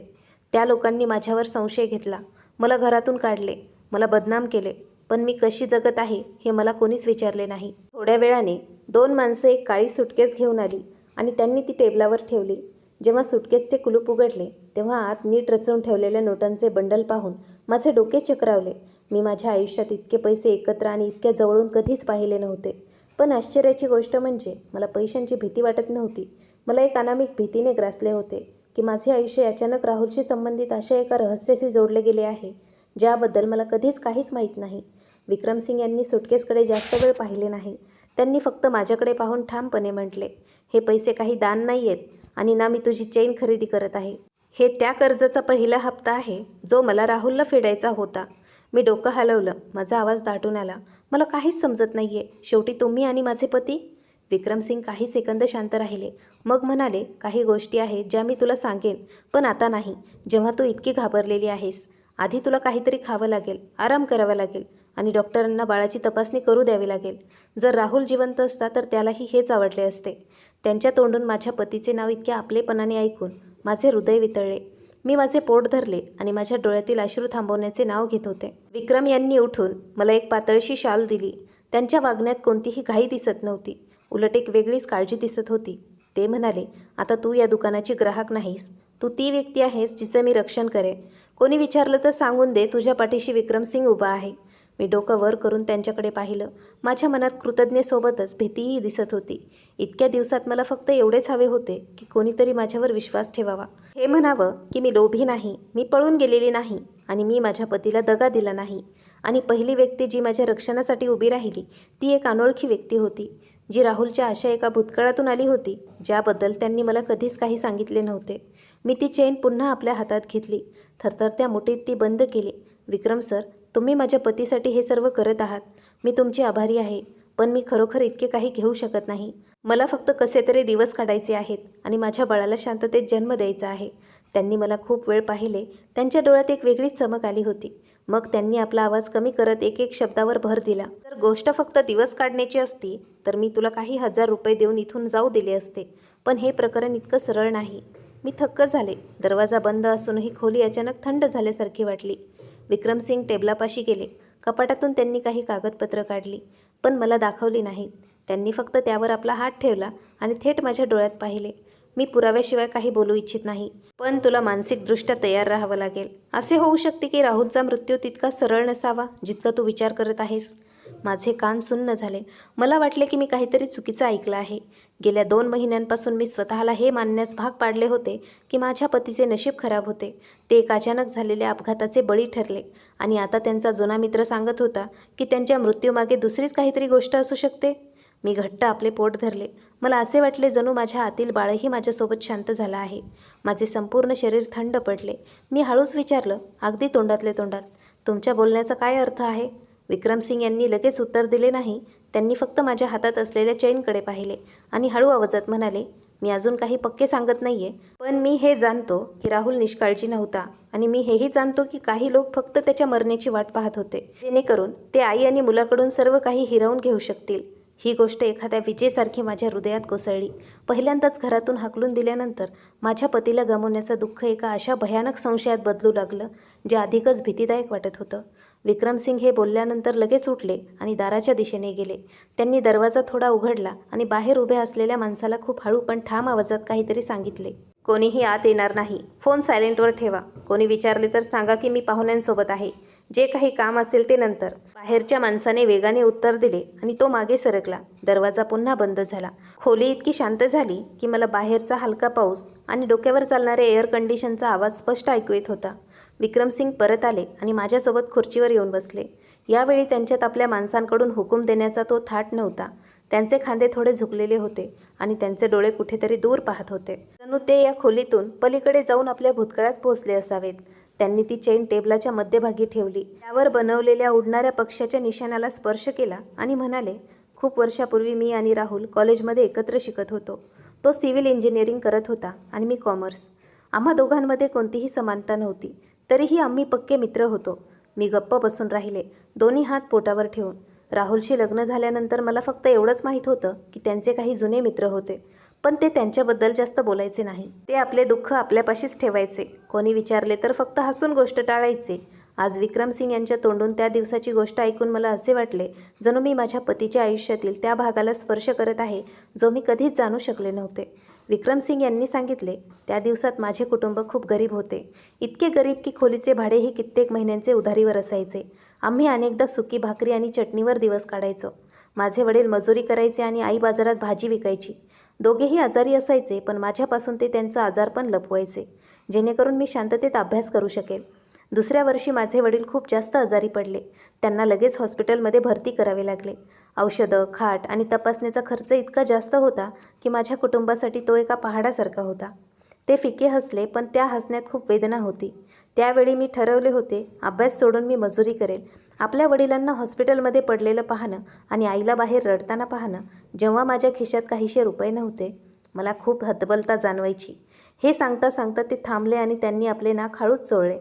मी पाहिले की त्यांचे डोळे हलकेच ओले झाले होते, पण त्यांनी स्वतःला सावरले. तो माणूस ज्याच्या नावाने लोक घाबरायचे, तो आपल्या आईवडिलांना आणि गरिबीच्या दिवसांना आठवून आजही भावूक होत होता. त्या कहाणीत राहुल आला. जेव्हा त्याला गोष्ट समजली तेव्हा तो जास्त काही बोलला नाही. त्याने फक्त गप्पपणे विक्रमला एक पाकिट दिलं, ज्यामध्ये त्याची संपूर्ण बचत होती. कन्स्ट्रक्शन साईटवर पार्ट टाईम काम करून कमवलेले पैसे, ट्युशन शिकवून जमा केलेले पैसे आणि त्याला नुकतीच मिळालेली स्कॉलरशिप. विक्रमने त्यावेळी ते पैसे घेण्यास नकार दिला होता, कारण तो जाणत होता की राहुलची आर्थिक परिस्थितीही फार चांगली नव्हती. पण राहुलने फक्त एकच गोष्ट सांगितली, पैसे तर पुन्हाही कमवता येतील, आईवडील पुन्हा मिळत नाहीत. हे ठेवून घे, नंतर मला एक चांगली पार्टी देऊन कर्ज फेड. हे ऐकता ऐकता माझे अश्रू कधी वाहू लागले मला समजलेच नाही. हे अगदी माझे राहुल होते. ते नेहमी असेच होते. गप्पपणे इतरांची मदत करायचे, ना कधी देखावा ना कधी जाणीव करून देणे. घरात आल्यावर त्यांनी कधी हा उल्लेखही केला नव्हता की त्यांनी कोणाची इतकी मोठी मदत केली होती. मी कधी कधी त्यांना त्यांच्या या सवयीवरून टोकायचेही की ते प्रत्येक जणावर विश्वास ठेवतात. आज मला समजले की त्यांचा तोच चांगुलपणा कोणतीही कमजोरी नव्हती. उलट ती एक अशी गोष्ट होती जी त्यांनी खूप लहान वयापासूनच आपल्या मनात जपून ठेवली होती. विक्रमसिंग यांनी डोके झुकवले. त्यांचा आवाज दाटून आला, जर तो नसता तर माझे वडील त्या रात्रीच वाचले नसते. माझी आईही खचून गेली असती. खरे सांगू तर राहुल नसता तर मी माझं संपूर्ण कुटुंब खूप आधीच गमावलं असतं. खोलीत काही वेळ शांतता राहिली. मला समजत नव्हतं की मी काय बोलावं. माझ्यासमोर आता सम्राट फायनान्सचा तो दबंग मालक नव्हता, तर एक असा माणूस होता जो माझ्या पतीच्या उपकारापुढे डोके झुकवून बसला होता. पण आयुष्य विक्रमसिंग यांच्यावर जास्त मेहरबान राहिलं नाही. त्या घटनेनंतर त्यांनी काही काळ आणखी शिकण्याचा प्रयत्न केला, पण कर्ज, औषधं आणि घराचा खर्च रोज वाढत गेला. त्यांनी मध्येच अभ्यास सोडला. सुरुवातीला त्यांनी मजुरी केली, मग कर्ज वसूल करणाऱ्यांसोबत काम केलं आणि लवकरच पैसे कमवण्यासाठी अनेक चुकींच्या मार्गावरही गेले. त्यांनी सविस्तर नाही सांगितले, पण एक जड गोष्ट ते बोलून गेले. काही रस्ते असे असतात ज्यावर चालल्यानंतरच समजते की चिखल किती खोल आहे. पण त्यावेळी मी फक्त एकाच गोष्टीचा विचार करायचो की माझे आई वडील जिवंत आहेत आणि मला त्यांना सांभाळायचं आहे. कित्येक वर्षानंतर जेव्हा त्यांच्याकडे थोडी ताकद आणि पैसा आला, तेव्हा त्यांची भेट राहुलशी एका रस्त्याच्या कडेच्या ढाब्यावर झाली. राहुल तेव्हाही तसेच साधेसुधे होते. तेच शांत हास्य, जराही घमंड नाही की त्यांनी कधी कोणावर इतका मोठा उपकार केला होता. दोघे उशिरा रात्रीपर्यंत एकत्र बसले. जाण्यापूर्वी विक्रमने ही चेन आपल्या गळ्यातून काढून राहुलला दिली. त्यांनी सांगितले, हे ठेवून घे. याची काही किंमत नाही, पण जो कोणी हे माझ्या इथे पाहिल तो समजून जाईल की ही एक निशाणी आहे. जेव्हा कधी तुला किंवा तुझ्या कोणत्या जवळच्या व्यक्तीला गरज पडेल, हे घेऊन माझ्याकडे ये. मी आपला जीव देऊनही आपले कर्ज फेडेल. मी आपल्या गळ्यावर हात ठेवला. ही चेन इतक्या महिन्यांपासून पडून होती, ज्याला मी आता फक्त एक जुनी निशाणी समजत होते. तो इतका मोठा वाटा होता जो आता राहुलने माझ्या गळ्यात घातला होता. तर त्यांनी मला एक फक्त वस्तू दिली नव्हती, तर कदाचित गुपचूप आम्हा मायलेकरांसाठी एक शेवटचा रस्ताही सोडून दिला होता. हा विचार करताच माझे हृदय कोणीतरी मुठीत आवळल्यासारखे वाटले. त्यांनी माझ्यासाठी त्या गोष्टींचीही काळजी केली होती ज्याबद्दल मला माहीतही नव्हते. आणि जसे ते या जगातून गेले, त्यांच्याच घरच्यांनी मला रस्त्यावर आणून उभे केले. विक्रमसिंग यांनी माझ्याकडे पाहिले. त्यांचा आवाज अचानक ठाम झाला. तू हे घेऊन इथे आली आहेस, याचा अर्थ असा की आता माझं कर्ज फेडण्याची वेळ आली आहे. आणि हे कर्ज काही रुपयांनी किंवा 5 कोटींनी फेडले जाणार नाही. मला हे योग्य पद्धतीने तत्वांसह फेडावे लागेल, जसे राहुलला हवे होते. मी ढसाढसा रडले. हे त्या रात्रीसारखे हताशाचे अश्रू नव्हते, हे वेदनेचे आणि प्रेमाचे अश्रू होते. पती गेल्यावर पहिल्यांदाच कोणीतरी त्यांचं नाव इतक्या आदराने घेतलं होतं. त्या थंड आकडेवारी आणि कागदपत्रांच्या पलीकडे मी अश्रू पुसले आणि हळूच म्हणाले, त्यांनी मला याबद्दल कधी काही सांगितले नाही.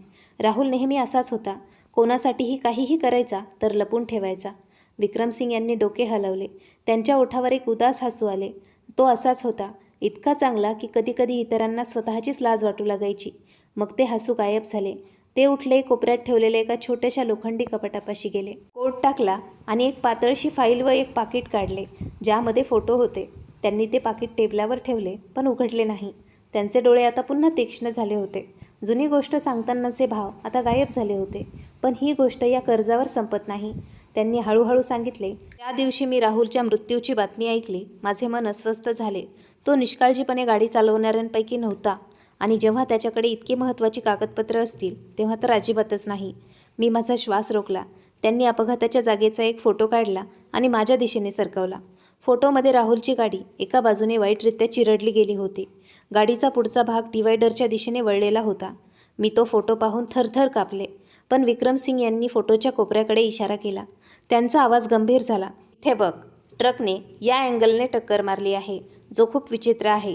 जर हा एक सामान्य अपघात असता तर इतक्या जोरात या पद्धतीने फटका बसला नसता. मी डोकं वर केलं. माझा गळा सुकला होता.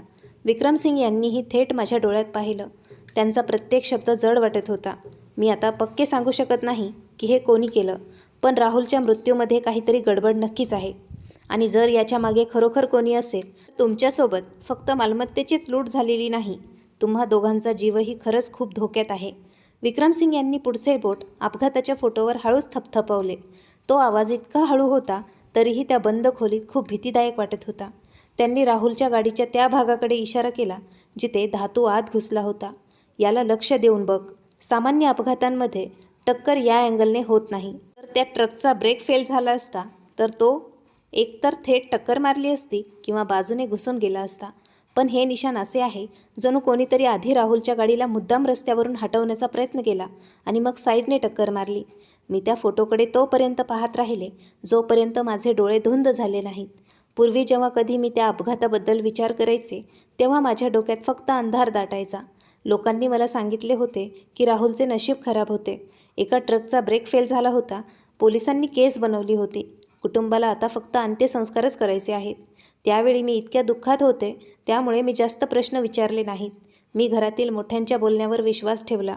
मी मान्य केलं, माझ्या पतीचं आयुष्य इतकंच होतं. देव खूप निर्दयी आहे. मी कधीही हा विचार करण्याची हिंमतच केली नाही की त्या मृत्यूमागे काही माणसांचा हातही असू शकतो. विक्रमसिंग यांनी आणखी काही फोटो टेबलावर पसरवले. एक फोटो त्या सुनसान रस्त्याचा होता. एका फोटोत टायरचे निशाण दिसत होते आणि एका फोटोत ट्रकची नंबर प्लेट दिसत होती, जी मातीने अर्धी झाकलेली होती. ते म्हणाले, राहुलच्या मृत्यूची बातमी ऐकून मी माझ्या माणसांना चौकशी करायला पाठवले होते. अपघात करणारा ट्रक खूप लवकरच गायब झाला. मालकाने सांगितले की त्याने तो ट्रक दुसऱ्या राज्यात विकला आहे आणि ड्रायव्हर आता इथे राहत नाही. जेव्हा आणखी विचारपूस केली तेव्हा समजले की तो उपचारासाठी गावी गेला आहे. पण कोणते गाव, कोणते आजारपण हे कोणी नीट काही सांगू शकले नाही.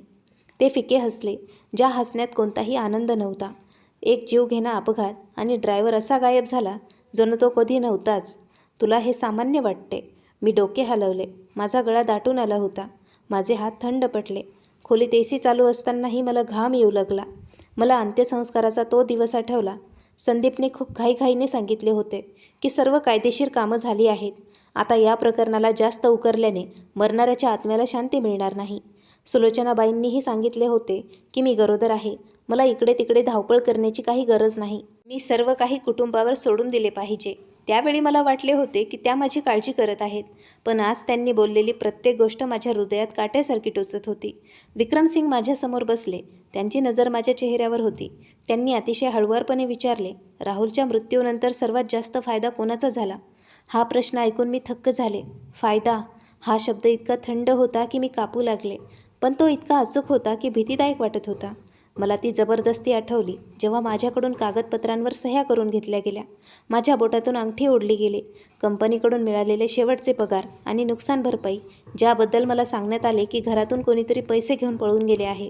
मला ती अफवाही आठवली की मी पैसे घेऊन पळून गेले आहे, तर मला स्वतःलाही माहीत नव्हते की ते पैसे कुठे आहेत. मी हळू आवाजात म्हणाले, माझ्या सासरच्या लोकांचा. त्यांनी राहुलची सर्व कागदपत्रं घेतली. त्यांनी सांगितले की मी मालमत्तेत हिस्सा मागू शकत नाही. नंतर जेव्हा मी कंपनीत गेले तेव्हा त्यांनी सांगितले की घरातून कोणीतरी येऊन सर्व पैसे घेऊन गेला आहे. हे सांगता सांगता माझे डोळे भरून आले, पण मी अजूनही हे मान्य करण्याची हिंमत करू शकत नव्हते की त्यांचा राहुलच्या मृत्यूशी काही संबंध असेल. विक्रमसिंग यांनी मला खूप वेळा पाहिले, मग हळूच म्हणाले, त्यांचे नाते कोणाला स्वतःहून चांगला माणूस बनवत नाही, विशेषतः जेव्हा गोष्ट पैशांची असते. हे ऐकून माझी शेवटची उमेदही तुटली. मला सांगायचे होते की ते माझ्याशी किती लोभी किंवा निर्दयपणे वागले तरी ते राहुलसोबत असे करू शकत नाहीत. पण आता मी स्वतःहून ही खात्रीने सांगू शकत नव्हते. जी आई आपल्या होणाऱ्या नातवावर संशय घेऊ शकते, जो भाऊ आपल्या गरोदर वहिनीला घरातून हाकलून देऊ शकतो, जी बहीण आपल्या भावाच्या अंत्यसंस्कारानंतर लगेच आपल्या वहिनीला बदनाम करू शकते, मग अशी कोणती मर्यादा होती जी ते पार करू शकत नव्हते? विक्रम यांनी फाईलमधून एक कराराचा फोटोकॉपी काढली आणि माझ्यासमोर ठेवली. मरण्यापूर्वी राहुल एका खूप मोठ्या कन्स्ट्रक्शन्स प्रोजेक्टवर काम करत होता, ज्याची किंमत कित्येक कोटी रुपये होती. यात फक्त पैसेच नव्हते, तर प्रोजेक्ट वेळेत पूर्ण झाल्यावर बोनस आणि भागीदारीही मिळणार होती. मी डोके वर करून त्यांच्याकडे पाहिले. मला याबद्दल काहीच माहीत नव्हते. राहुलने फक्त इतकेच सांगितले होते की पुढे एक खूप महत्त्वाचे काम येणार आहे. जर ते झाले तर ते मला डिलिव्हरीसाठी एका चांगल्या हॉस्पिटलमध्ये घेऊन जातील आणि बाळासाठी एक छान पाळणा खरेदी करतील. मला असे वाटले होते की ही फक्त एका बाप होणाऱ्या माणसाची छोटी छोटी स्वप्न आहेत. विक्रमसिंग यांनी पुढे सांगितले, सुरुवातीच्या काही कागदपत्रांनुसार या करारातून मिळणारा फायदा थेट राहुलच्या स्वतःच्या कुटुंबाला म्हणजेच तुला आणि बाळाला मिळणार होता. त्याने आपल्या एका मित्राला सांगितले होते की पैसे मिळवल्यानंतर तो एक हिस्सा पत्नी आणि बाळाच्या नावावर वेगळा ठेवेल, जेणेकरून बाळाच्या जन्मानंतर तुला कोणावर अवलंबून राहावे लागणार नाही. हे ऐकून माझे अश्रू वाहू लागले. राहुल नेहमी असेच होते. ते दूरचा विचार करायचे, पण कधी दाखवून द्यायचे नाहीत. त्यांनी आम्हा मायलेकरासाठी असे भविष्य तयार केले होते ज्याबद्दल मला माहीतही नव्हते, आणि माझ्या सासरच्यांनी ते जाताच त्या भविष्याची प्रत्येक निशाणी मिटवून टाकली. मी थरथरत्या आवाजात विचारलं, तर जर तो करार पूर्ण झाला असता तर आम्हा मायलेकराचाही त्यात हिस्सा असता? विक्रमसिंग यांनी डोके हलवले. फक्त हिस्साच नाही, तू कायदेशीररित्या एक खूप मोठ्या हिश्श्याची हकदार असतीस, विशेषतः जेव्हा तू राहुलच्या बाळाची आई होणार आहेस. तुला फक्त यासाठी घरातून हाकलून दिले नाही की तू गरोदर आहेस, तुला यासाठी काढले गेले कारण तू त्यांच्या रस्त्यातील अडथळा होतीस. हे ऐकून माझे संपूर्ण शरीर थंड पडले. म्हणजे त्यांच्या नजरेत मी फक्त एक असहाय्य विधवा नव्हते जिला घरातून काढायचे होते. मी एक अडथळा होते जी त्यांच्या आणि त्यांच्या करोडो रुपयांच्या मध्ये उभी होते. मी माझे पोट धरले. मला असे वाटले जणू माझ्या पायाखालची जमीन सरकत आहे. तुमच्या बोलण्याचा अर्थ आहे की ते सर्व काही लुबाडण्यासाठी मला रस्त्यातून हटवू इच्छित होते? विक्रमसिंग यांनी लगेचच उत्तर दिले नाही. त्यांनी फोटो गोळा केले, ते व्यवस्थित ठेवले आणि म्हणाले, मी पुराव्यांशिवाय काही बोलणार नाही, पण इथे पैशांचा वास आहे, एका गटाचा वास आहे आणि बरेच लोक आहेत जे राहुलच्या मृत्यूचा खूप लवकर फायदा उचलणार आहेत. जेव्हा इतक्या गोष्टी एकत्र येतात तो फक्त एक योगायोग असूच शकत नाही. मी डोके झुकवले. माझे अश्रू माझ्या हातावर पडले. गेल्या 2 महिन्यांपासून मी विचार करत होते की मी फक्त एक दुर्दैवी विधवा आहे जिचा सासरच्यांनी तिचा धिक्कार केला आहे. आज मला समजले की माझी गोष्ट तर कदाचित यापेक्षा खूप खोल आणि भयानक आहे. मी फक्त माझा पतीच गमावला नव्हता, माझ्याकडून कदाचित त्यांच्या मृत्यूचे सत्य जाणून घेण्याचा हक्कही हिरावून घेतला गेला होता. ही मालमत्ता हिरावून घेतली गेली होती जी त्यांनी माझ्यासाठी सोडली होती, आणि ते भविष्यही हिरावून घेतले गेले होते त्यांनी गुपचूप आम्हा मायलेकरांसाठी तयार केले होते. विक्रमसिंग यांनी आपला आवाज हळू केला. या क्षणापासून तुला खूप सावध राहावं लागेल. तू तुझ्या सासरच्यांना फोन करू नकोस, त्यांना हे सांगू नकोस की तू कुठे आहेस, आणि त्यांना हे तर अजिबात समजता कामा नये की तुला ही चैन माझ्यापर्यंत घेऊन आली आहे. जर ते खरोखर निष्पाप असतील तर आपल्याला समजेल, आणि जर त्यांचा यात काही हात असेल. ते थांबले. त्यांचे डोळे बर्फासारखे थंड झाले. तर ते खूप लवकर स्वतःचे पाय अडकवतील. मी डोके वर करून त्यांच्याकडे पाहिले. माझ्या मनात भीती आणि संशय होता, पण त्या भीतीमध्ये काहीतरी नवीन जन्माला येत होतं. ही त्या दिवसांसारखी कुमकुवत उमेद नव्हती जेव्हा मी खोलीत बसून शिलाई करायचे. तर हा एक निर्धार होता. अखेर मला सत्यापर्यंत घेऊन जाणारा एक धागा मला मिळाला होता. मी लॉकेट आपल्या मुठीत घट्ट धरले आणि हळूच म्हणाले, जर खरोखरच कोणी राहुलला नुकसान पोहोचवले असेल तर मला ते जाणून घ्यायचे आहे. मग ते सत्य कितीही वेदनादायी का असेना, मला ते सत्य जाणून घ्यायचेच आहे. विक्रमसिंग यांनी माझ्याकडे पाहिले आणि खूप हळूच डोके हलवले. ठीक आहे, पण एक गोष्ट लक्षात ठेव, सत्य शोधण्यासाठी आपल्याला आरोपीच्या डोळ्यांसमोर कुमकुवत पडायचे नाही. त्यांचे हे बोलणे ऐकून मी खूप वेळ शांत राहिले, कारण मी मनातून जाणत होते की ज्या लोकांचा मला सर्वात आधी सामना करायचा आहे ते कोणी अनोळखी नाहीत, तर तेच लोक आहेत जे राहुलच्या तिरडीपाशी उभे होते, शोकेचे कपडे घालून जगासमोर रडले होते आणि मग पाठीमागे आम्हा मायलेकरांना त्या घरातून हाकलून दिले होते. माझं बोलणं संपताच आतल्या खोलीचा दरवाजा जोरात ठोठावला जाऊ लागला. ती काही सामान्य थाप नव्हती. असे वाटत होते जणू काही आणीबाणीची परिस्थिती असावी. विक्रमसिंग यांचा एक माणूस दरवाजा थोडासा उघडून आत आला. त्याच्या चेहऱ्यावर ताण दिसत होता. तो विक्रमसिंग यांच्या कानापाशी वाकून हळूच बोलला, पण इतक्या जवळून की मी काही शब्द ऐकले. त्यांच्या सासरचे लोक यांना बाहेर शोधत आहेत. खोलीतील वातावरण लगेच बदलले. विक्रमसिंग यांचे डोळे गंभीर झाले. त्यांच्या चेहऱ्यावरून आता सर्व भाव गायब झाले आणि त्याची जागा एका तीक्ष्ण आणि थंड सतर्कतेने घेतली, जी एखाद्या धोकादायक परिस्थितीशी लढणाऱ्या माणसाच्या चेहऱ्यावर असते. ते वेगाने उठले आणि बाहेरच्या दिशेने गेले. मीही नकळत उभी राहिले आणि आता वास्तव इतक्या वेगाने समोर आले होते जणू कोणी माझा गळा दाबला असावा. अर्ध्या उघड्या दारातून मी बाहेर दुकानात चाललेला गदारोळ स्पष्ट ऐकला. आवाज मी कधीच विसरू शकत नव्हते. कुठे आहे ती बाई? तिला बाहेर काढा. हा संदीपचा आवाज होता. मी तिथेच थक्क होऊन थांबले. माझे संपूर्ण शरीर जणू सुन्न झाले. त्यांनी इतक्या लवकर कसे समजले की मी इथे आहे? मला इथे येऊन अजून 1 ताससुद्धा झाला नव्हता. अजून काही केलेलेही नव्हते आणि ते इथंपर्यंत येऊन पोहोचले आणि असे ओरडत होते जणू एखाद्या गुन्हेगाराला पकडायला आले असावेत. वेगवान पावले, शेटर जोरात खाली ओढण्याचा आणि रागाने बोलणाऱ्या जाणाऱ्या गोष्टींचे आवाज सतत मला ऐकू येत होता. मी ऐकले की संदीप काचेच्या दारावर जोरात हात मारत होता. त्याचा आवाज रागाने भरलेला होता. मला माहीत आहे ती आत आहे. तिला लपवू नका. त्या बाईने आमच्या घरात चोरी केली आहे. जर तुम्ही लोकांनी तिला बाहेर काढले नाही तर गाठ माझ्याशी आहे. मी थरथर कापू लागले. यासाठी नाही की ते मला पकडले जाण्याची भीती होती, तर यासाठी की मला जाणीव झाली होती की ते लोक सत्याला खोटं ठरवण्यासाठी पूर्णपणे तयार आहेत. मी आपल्यासोबत फक्त आपल्या पतीचे दिलेली चैन आणली होती, जी त्यांनी स्वतःच मला दिली होती, आणि ते सर्वांसमोर मला चोर म्हणत होते. जर यावेळी मला बाहेर खेचले गेले असते तर माझे रक्षण करणारे कोणीच नव्हते. ते मला दाबण्यासाठी कोणतीही खोटी गोष्ट रचू शकत होते. विक्रमसिंग बाहेरच उभे होते. मी त्यांचा चेहरा पाहू शकत नव्हते, पण त्यांचा गंभीर आणि थंड आवाज मला स्पष्ट ऐकू आला. तुम्हा लोकांना कोणी परवानगी दिली माझ्या दुकानात असा गदारोळ करायची? एक क्षणाची शांतता, मग संदीपचा द्वेषयुक्त आवाज आला. मी कोणाला तरी शोधत आहे. आत ती जी बाई आहे ती माझी भावाची बायको आहे.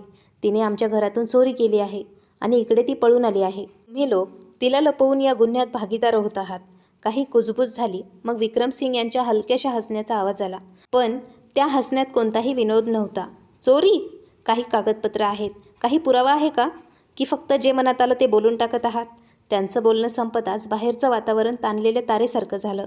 मी खोलीत उभी होते, दोन्ही हातांनी घट्ट आपलं पोट धरून. माझे बाळही कदाचित तो गदारोळ अनुभवत असावा. त्याने हळूच लाथ मारली, ज्यामुळे मी आणखीनच घाबरले. मी कधीच विचार केला नव्हता की एक दिवस मला माझ्याच सासरच्या लोकांपासून एका गुन्हेगारासारखं लपून राहावं लागेल. मला वाटलं होतं की ते कितीही वाईट असले तरी ते या थराला जाणार नाहीत, पण मी त्यांच्या लोभाला आणि निर्दयीपणाला खूप कमी लेखलं होतं. बाहेर संदीपचा आवाज पुन्हा आला, यावेळी आणखी जोरात. मला कोणत्याही कागदपत्रांची गरज नाही. ती माझ्या घरातील स्त्री आहे. मी जे सांगितले तिने चोरी केली आहे म्हणजे केली आहे. तिला बाहेर काढा. काचेवर हात मारण्याचा आवाज येत होता, ज्याने मी प्रत्येक वेळी दचकायचे. मी कल्पना करत होते की मला बाहेर त्या टॅटू काढलेल्या मुलांच्या मध्ये खेचले गेले आहे. माझ्यावर बोटं उचलली जात आहेत, मला शिव्या दिल्या जात आहेत आणि माझ्याकडून जबरदस्तीने एखाद्या कागदावर सह्या करून घेतल्या जात आहेत. हा विचार करूनच माझे पाय थरथर करू लागले. तेव्हाच खोलीचा दरवाजा उघडला. विक्रमसिंग आत आले. त्यांच्या डोळ्यात आता आधीसारखी शांतता नव्हती, तर एक पक्का निर्णय होता.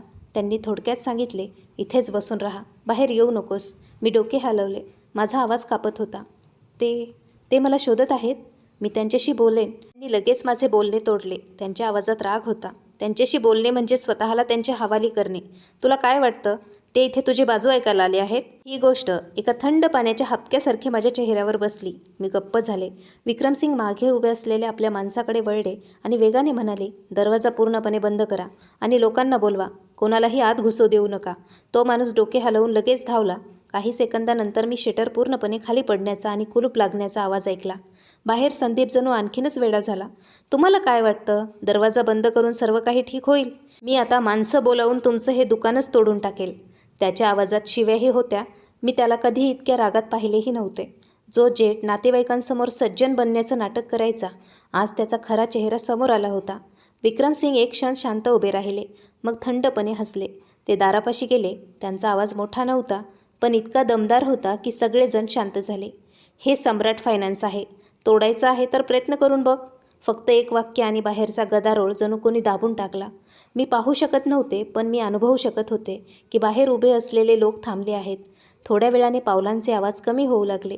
दरवाजा ठोकण्याचा आवाज आता बंद झाला होता. फक्त काही शिव्या लांबून ऐकू आल्या. मग सगळं काही शांत झालं. मी दीर्घ श्वास सोडला, जो मला माहीतही नव्हता की मी किती वेळाने रोखून धरला होता. माझे दोन्ही पाय इतके कुंकवत झाले होते की मला टेबलाचा आधार घेऊन उभे राहावे लागले.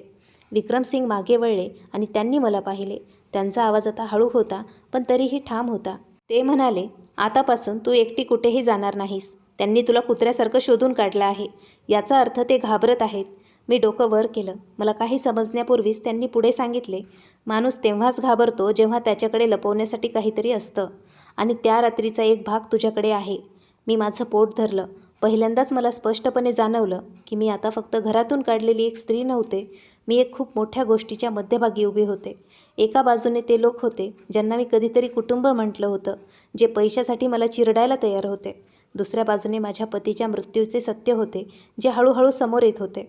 विक्रमसिंग यांनी फोन काढला आणि थोडक्यात सांगितले, गाडी तयार करा. त्यांना मोठ्या घरी घेऊन चला. मग त्यांनी मला पाहिले. त्यांचे डोळे तीक्ष्ण झाले. जरा शांततेत जगायचे असेल तर तुला त्यांच्यापेक्षा जास्त मजबूत बनावे लागेल. आता लपण्याचा खेळ संपला. मी ती चैन आपल्या मुठीत घट्ट धरली. घरातून काढल्यानंतर पहिल्यांदा मला असे वाटत नव्हते की मी फक्त कसे तरी दिवस ढकलत आहे. मला आता एक गोष्ट स्पष्ट समजली होती. माझ्याकडे आता मागे हटण्याचा कोणताही रस्ता नव्हता. एकतर मी अशीच दबून राहीन, चिरडली जाईन, बदनाम होत राहीन, जोपर्यंत माझ्याकडे काहीच उरणार नाही, किंवा मग मी उठून प्रत्येक गोष्टीचा सामना करेन. मग समोर कितीही खोल दरी का असेना. आणि यावेळी मी 2 महिन्यांपूर्वींसारखी एकटी नव्हते. गाडी मला सम्राट फायनान्सच्या मागच्या दाराने घेऊन गेली. मी मधल्या सीटवर बसले होते. दोन्ही बाजूंनी विक्रमसिंग यांची माणसं होती. पुढे आणखी एक गाडी रस्ता मोकळा करत होती. काळ्या काचेतून मी संदीप आणि त्यांच्यासोबत आलेल्या काही लोकांना लांब उभे असलेलं पाहिलं. त्यांचे चेहरे रागाने लाल झाले होते. ते सतत काहीतरी बोलत होते, पण यावेळी ते माझ्यापर्यंत पोहोचू शकत नव्हते. हा अनुभव खूप विचित्र वाटत होता, पण पूर्णपणे दिलासा देणारा नाही. तर असा अनुभव जणू कोणी आत्ताच कोणाच्या आवळलेल्या हातातून सुटलं असावं. पण त्या शत्रूचे श्वास अजूनही पाठीमागे मला ऐकू येत होते. विक्रमसिंग यांचा बंगला शहराच्या कडेला एका रुंद रस्त्यावर होता, ज्याच्या दोन्ही बाजूंनी उंच उंच झाडे लागलेली होती. उंच काळ्या रंगाचे लोखंडी गेट हळूहळू उघडले. आत एक मोठे अंगण होते, जिथे दोन्ही बाजूंनी गार्ड उभे होते. जर मी माझ्या डोळ्यांनी पाहिले नसते तर कधीच विश्वास ठेवला नसता की तो माणूस, ज्याला लोक एक दबंग दागिने गहाण ठेवणाऱ्या दुकानाचा मालक म्हणतात, तो इतक्या शांत आणि स्वच्छ ठिकाणी राहत असेल. गाडी थांबताच एक मध्यमवयीन महिला बाहेर आली. त्यांनी मला आत चालण्यास सांगितले. तुम्ही आत आराम करा. विक्रम सर यांनी तुमच्यासाठी खोली तयार करून ठेवली आहे. मी गाडीतून उतरले. माझे पाय अजूनही थरथरत होते. त्या दमट पोटमाळ्यावरून त्या जागेपर्यंतचा प्रवास एका सकाळचा होता. पण असे वाटत होते जणू मी 2 वेगळ्या दुनियेत आले होते. दिवाणखान्यात जेवणाच्या टेबलावर गरम खिचडी, उकडलेल्या भाज्या आणि एक ग्लास दूध ठेवलेलं होतं, ज्यातून वाफ निघत होती. हे पाहून माझा गळा दाटून आला. गेल्या 2 महिन्यांपासून मला एक मॅगीच्या पाकिटाचा आणि एक अंड्याचा हिशोब ठेवण्याची सवय झाली होती. आज माझ्यासमोर एक चांगले जेवण होते आणि मला समजत नव्हते की एक चमचा कसा पकडू. विक्रमसिंग जवळच उभे होते. त्यांचा आवाज गंभीर होता, पण त्यात कोणतीही जबरदस्ती नव्हती. खाऊन घे. सत्याचा सामना करण्यासाठी शरीरात ताकद असावी लागते. मी डोके झुकवले आणि एक चमचा खिचडी खाल्ली. ती खूप गरम आणि मऊ होती. पण काही घास खाताच माझे अश्रू अनावर झाले. मी लाजेने आपला चेहरा फिरवला, पण विक्रमसिंग यांनी चुपचाप एक टिश्यू पेपरचा बॉक्स माझ्या शेजारी ठेवून दिला. त्यांनी हे विचारले नाही की मी का रडत आहे. कदाचित ते समजत होते की कधीकधी माणूस आणखी दुःखाने नाही तर खूप दिवसांच्या दुःखानंतर पहिल्यांदाच कोणाच्या चांगल्या वागण्याने रडून पडतो. जेवणानंतर विक्रमसिंग यांच्या फॅमिली डॉक्टरने येऊन माझी तपासणी केली. त्यांनी सांगितले की बाळ ठीक आहे, पण माझ्या शरीरात थकवा आणि रक्ताची कमतरता आहे. मला विश्रांती आणि चांगल्या अन्नाची गरज आहे. हे ऐकून मला आनंदही झाला आणि दुःखही. माझ्या पोटात वाढणाऱ्या बाळाने आपल्या आईसोबत भूक, थंडी आणि कडू गोष्टी सहन केल्या होत्या. तरीही ते हिमतीने जिवंत राहण्याचा प्रयत्न करत होतं. डॉक्टर गेल्यावर मी आपल्या पोटावर हात ठेवला आणि हळूच पुटपुटले, तू खूप शूर आहेस बाळा. आई तुझी माफी मागते. संध्याकाळी विक्रमसिंग मला एका ऑफिससारख्या खोलीत घेऊन गेले. टेबलावर काही फाईल्स व्यवस्थित मांडून ठेवल्या होत्या. त्यांनी कोणतीही पूर्वगोष्ट न मांडता माझ्यासमोर एक खुर्ची ओढली आणि पहिली फाईल उघडली. ही त्या कन्स्ट्रक्शन्स प्रोजेक्टच्या कराराची कॉपी आहे, ज्यावर राहुल मरण्यापूर्वी काम करत होता. हे अपघाती विम्याचे कागदपत्र आहेत आणि हे काही बँक खात्याचे स्टेटमेंट्स आहेत, जे माझ्या माणसांनी कायदेशीर मार्गाने काढले आहेत. ते एक एक वाक्य खूप स्पष्टपणे सांगत होते, जणू त्यांना भीती होती की मी एखादी गोष्ट विसरून जाईन.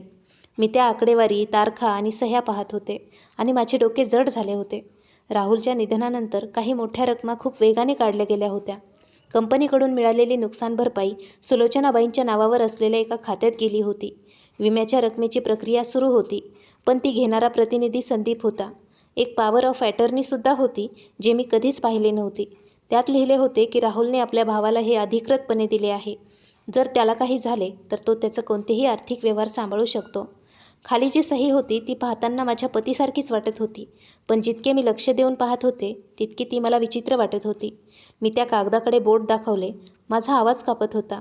ही सही राहुलच्या सहीसारखी वाटत नाही आहे. विक्रमसिंग यांनी डोके हलवले. मलाही असेच वाटले. याची तपासणी करून घ्यावी लागेल, पण यावरून किमान हे समजते की कोणीतरी आपला रस्ता आधीपासूनच खूप विचार करून तयार ठेवला होता. माझे शरीर थंड पडले. राहुलने डोळे मिटल्यापासून ते मला घराबाहेर काढण्यापर्यंत सर्व काही इतक्या वेगाने आणि इतक्या प्लॅनिंगने झाले होते, जणू कोणीतरी आधीपासून या प्रत्येक गोष्टीची तयारी करून ठेवली होती. मी आता प्रत्येक घटना जोडायला सुरुवात केली. एक संशयास्पद अपघात, ड्रायव्हरचे गायब होणे, सासरच्यांनी घाईघाईत कागदपत्र आणून माझ्याकडून सह्या करून घेणे आणि नंतर मला बदनाम करणे, जेणेकरून माझ्या बोलण्यावर कोणी विश्वास ठेवणार नाही. मी खूप वेळ शांत बसून राहिले. माझ्या हृदयातील वेदना अजूनही होती, पण आता त्यावर एक जास्त कडक, जास्त थंड गोष्ट गोठली होती. मी आता ती स्त्री नव्हते जी पावसाच्या रात्री गेट बाहेर आपली सुटकेस घेऊन उभी होते. मी आता ती गरोदर आईही नव्हते जी दागिने गहाण ठेवायला दुकानात आपल्या शेवटच्या निशाणीच्या बदल्यात काहीशे रुपये मागत होते. माझ्यासमोर आता एक दफन केलेल्या सत्याचे पुरावे होते आणि जर मी आताही शांत राहिले असते तर राहुल त्या लोभी लोकांच्या नजरेत पुन्हा एकदा मरण पावले असते. मी ती चैन आपल्या मुठीत इतक्या जोरात धरली की त्याचे निशाण माझ्या तळहातावर उमटले, पण त्याच वेदनेने मला शुद्धीवर आणले. मी डोके वर करून विक्रमसिंग यांच्याकडे पाहिले. माझा आवाज अजूनही थरथरत होता, जणू प्रत्येक शब्द स्पष्ट होता. जर तुम्ही मला मदत करणार असाल तर मला 5 कोटी नको आहेत. मला कोणतेही सुखाचे आयुष्यही नको आहे.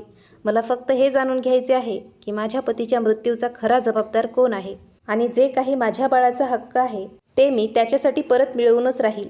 विक्रमसिंग यांनी मला काही सेकंद पाहिले. त्यांचे डोळे जणू तोलत होते की मी पुढे येणाऱ्या रस्त्याचा भार पेलू शकेन की नाही. मग त्यांनी हळूच डोके हलवले. ठीक आहे, पण लक्षात ठेव, एकदा या प्रकरणात उतरल्यानंतर तू मागे हटू शकत नाहीस. काही लोक रडतील, गयावया करतील, काही तुला धमकावतील, काही तुला आणखी बदनाम करतील. जर तू एकदाही मऊ पडलीस ते तुला 10 वेळा ढसतील. मी एक दीर्घ श्वास घेतला. माझ्या मनात राहुलचा चेहरा आला. मला त्याची ती गोष्ट आठवली की बाळाची काळजी घे. सुलोचनाबाईंचा तो चेहरा आठवला जेव्हा त्यांनी माझ्या बाळावर संशय घेतला होता. दागिन्यांच्या दुकानांच्या समोर संदीपचे ते ओरडणे आठवले जेव्हा त्याने मला चोर म्हटले होते. या सर्व गोष्टींनी मिळून मला एकच उत्तर दिले. मी थेट विक्रमसिंग यांच्या डोळ्यात पाहिले. माझ्याकडे आता गमावण्यासारखे काहीच उरलेले नाही, पण माझ्या बाळाचे संपूर्ण आयुष्य त्याच्यासमोर उभे आहे. मी त्याच्या आयुष्याची सुरुवात एका खोट्या कलंकाने होऊ देणार नाही.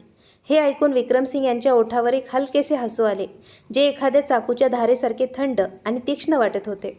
त्यांनी फाईल बंद केली. त्यांचा आवाज गंभीर झाला.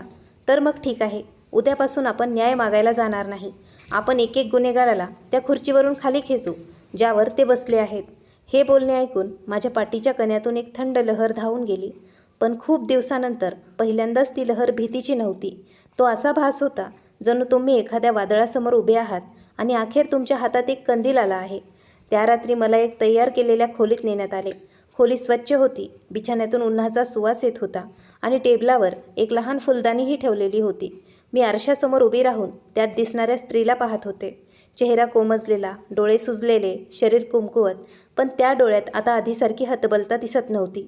मी राहुलची चैन पुन्हा आपल्या गळ्यात घातली, लॉकेट आपल्या हृदयाजवळ ठेवलं. मग मी आपल्या पोटावर हात ठेवला आणि अतिशय हळुवारपणे म्हटले, बाळा, आई तुझ्या बाबांच्या त्यागाला असेच वाया जाऊ देणार नाही. आई आपल्या दोघांसाठी सर्व काही परत घेऊन येईल. खिडकीबाहेर रात्र गडद झाली होती, पण पहिल्यांदाच मला असे वाटले नाही की मी अंधारात हरवून गेले आहे. दुसऱ्या दिवशी सकाळी जेव्हा अजून धुकंही नीट ओसरलं नव्हतं, विक्रमसिंग यांनी मला पुन्हा देशमुख घराण्याच्या घरी घेऊन जाण्यासाठी एक गाडी तयार करून दिली. निघण्यापूर्वी त्यांनी टेबलावर एक लहान काळ्या रंगाचं बटन ठेवलं. ते पाहायला अगदी सामान्य बटनासारखं वाटत होतं. ते म्हणाले, यामध्ये एक रेकॉर्डिंग डिव्हाइस आहे. तुला जास्त काही करायचे नाही, फक्त त्यांनी स्वतःहून बोलण्याची संधी दे. लालची लोक जेव्हा पैशावर गोष्ट येते तेव्हा जास्त वेळ शांत राहू शकत नाहीत. मी त्या बटनाकडे पाहिले. माझा तळहात थंड पडला, पण मी डोकं हलवलं. मला माहीत होतं की यावेळी मी तिथे काही मागण्यासाठी नाही, तर सत्याचा एक पडदा उचलण्यासाठी जात आहे. विक्रमसिंग यांनी 2 माणसांना लांबून लक्ष ठेवण्यासाठी पाठवले. एक ड्रायव्हर मला गल्लीच्या कोपऱ्यापर्यंत सोडून थांबला. दुसरा समोरील दुकानावर बसून वर्तमानपत्र वाचण्याचे नाटक करू लागला. विक्रमसिंग यांना समजावले होते, तू फक्त तितकाच वेळ आत राहा जेणेकरून त्यांचे बोलणे रेकॉर्ड होईल. जर काहीही गडबड वाटली तर 3 वेळा आपल्या पोटावर हात ठेव. माझी माणसं लगेच आत येतील. हे ऐकून माझे शरीर थरथर कापले. पूर्वी मी ज्या घरात एक सून बनून गेले होते, आज मी एक अशी शिकारीसारखी जात होते त्या घरात जी सापांच्या बिळात शिरत होती. मला माहीत होते की आत बसलेला प्रत्येक माणूस मला कोणत्याही क्षणी डसू शकत होता. देशमुख घराण्याचे गेट तसेच होते, पण आता माझ्या नजरेत ते घराचे दार नव्हते, तर एका जाळ्याचे तोंड वाटत होते, ज्याने कधीतरी माझे आयुष्य गिळंकृत केले होते. मी एक दीर्घ श्वास घेतला आणि घराबाहेरच बेल वाजवली. थोड्या वेळाने स्नेहाने दरवाजा उघडला. मला पाहताच तिचा चेहरा उतरला.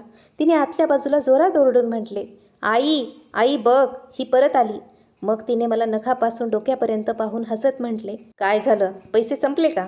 मला माहीत होतं की तू गुडघ्यावर टेकून इथे परत येशील. मी माझा चेहरा खाली केला, थकलेली आणि कुंकवत दिसण्याचा प्रयत्न केला. खरं सांगू तर मला जास्त नाटक करण्याची गरज नव्हती, कारण कित्येक महिन्यांच्या त्रासाने माझा चेहरा आधीच पांढरा फटक केला होता. मी हळूच म्हणाले, मला आईला भेटायचं आहे, काही मदत हवी होती. स्नेहाने तोंड वाकडे केले, पण दरवाजा उघडून दिला. कदाचित तिला पाहायचे होते की माझी किती वाईट अवस्था झाली आहे. मी अंगणात शिरले. माझ्या पायाखालील प्रत्येक वीट माझ्या हृदयात टोचत होती. या जागेवर कधी राहुलचा आवाज गुंजायचा, आज इथे फक्त थंड हवा आणि तिरस्काराने भरलेल्या नजरा होत्या. सुलोचनाबाई दिवाणखान्यात चहा पित होत्या. मला पाहताच त्यांनी कप जोरात टेबलावर ठेवला. त्यांचा आवाज चाकूसारखा तीक्ष्ण होता. तुझी हिंमत कशी झाली परत येण्याची? अजून रस्त्यावर मरून गेली नाहीस का? हे बोलणं ऐकून माझे हृदय दुखावले, पण मी आपले डोके झुकावून ठेवले आणि हळूहळू आपल्या छातीवर लावलेल्या रेकॉर्डिंग बटनला स्पर्श केला. मी संयम ठेवला, यासाठी नाही की मी त्यांना घाबरत होते, तर यासाठी की मला गरज होती की त्यांनी आणखी बोलावं. मी हळू आवाजात उत्तर दिलं, मला फक्त औषधांसाठी काही पैसे हवे होते. आई, माझी प्रकृती ठीक नाही आहे. डॉक्टरांनी सांगितले आहे माझ्या शरीरात रक्ताची कमी आहे. जर मी नीट खाल्ले पिल्ले नाही तर बाळाला काही धोका होऊ शकतो. सुलोचनाबाई जोरजोरात हसू लागल्या. त्यांचे ते हसू इतके थंड होते की माझ्या अंगावर काटा आला. कोणाचे मुलं आहे हेच माहीत नाही आणि तू मला घाबरवायला इथे आली आहेस? स्नेहा आपल्या आईजवळ बसली. आगीत तेल ओतत ती म्हणाली, आई, तू हिच्या बोलण्यात येऊ नकोस. असे लोक जरा जरी मवळपणा दिला ना तर डोक्यावर मिऱ्या वाटतात. आज औषधांसाठी पैसे मागत आहे, उद्या बाळ जन्माला घालण्याचा खर्च मागेल आणि परवा बाळ कडेवर घेऊन येईल आणि सांगेल की आपला नातू सांभाळा. मी ओठ चावून त्यांचा अपमान सहन करत राहिले. यावेळी त्यांनी बोललेला प्रत्येक शब्द एक पुरावा होता. तेव्हाच संदीप वरून खाली आला. त्याच्या शर्टची बटणं अजूनही पूर्णपणे बंद नव्हती. चेहऱ्यावर अशी नाराजी दिसत होती जणू त्याची झोपमोड झाली असावी. मला पाहून तो हसला. पैसे? मरून गेलीस तरी 1 रुपया तुला मिळणार नाही. जेव्हा तू कागदावर सही दिली तेव्हाच सर्व हिशोब संपला होता. आता इथे काय घ्यायला आली आहेस? मी डोके वर करून त्याच्याकडे पाहिले आणि दुःखी होण्याचे नाटक केले.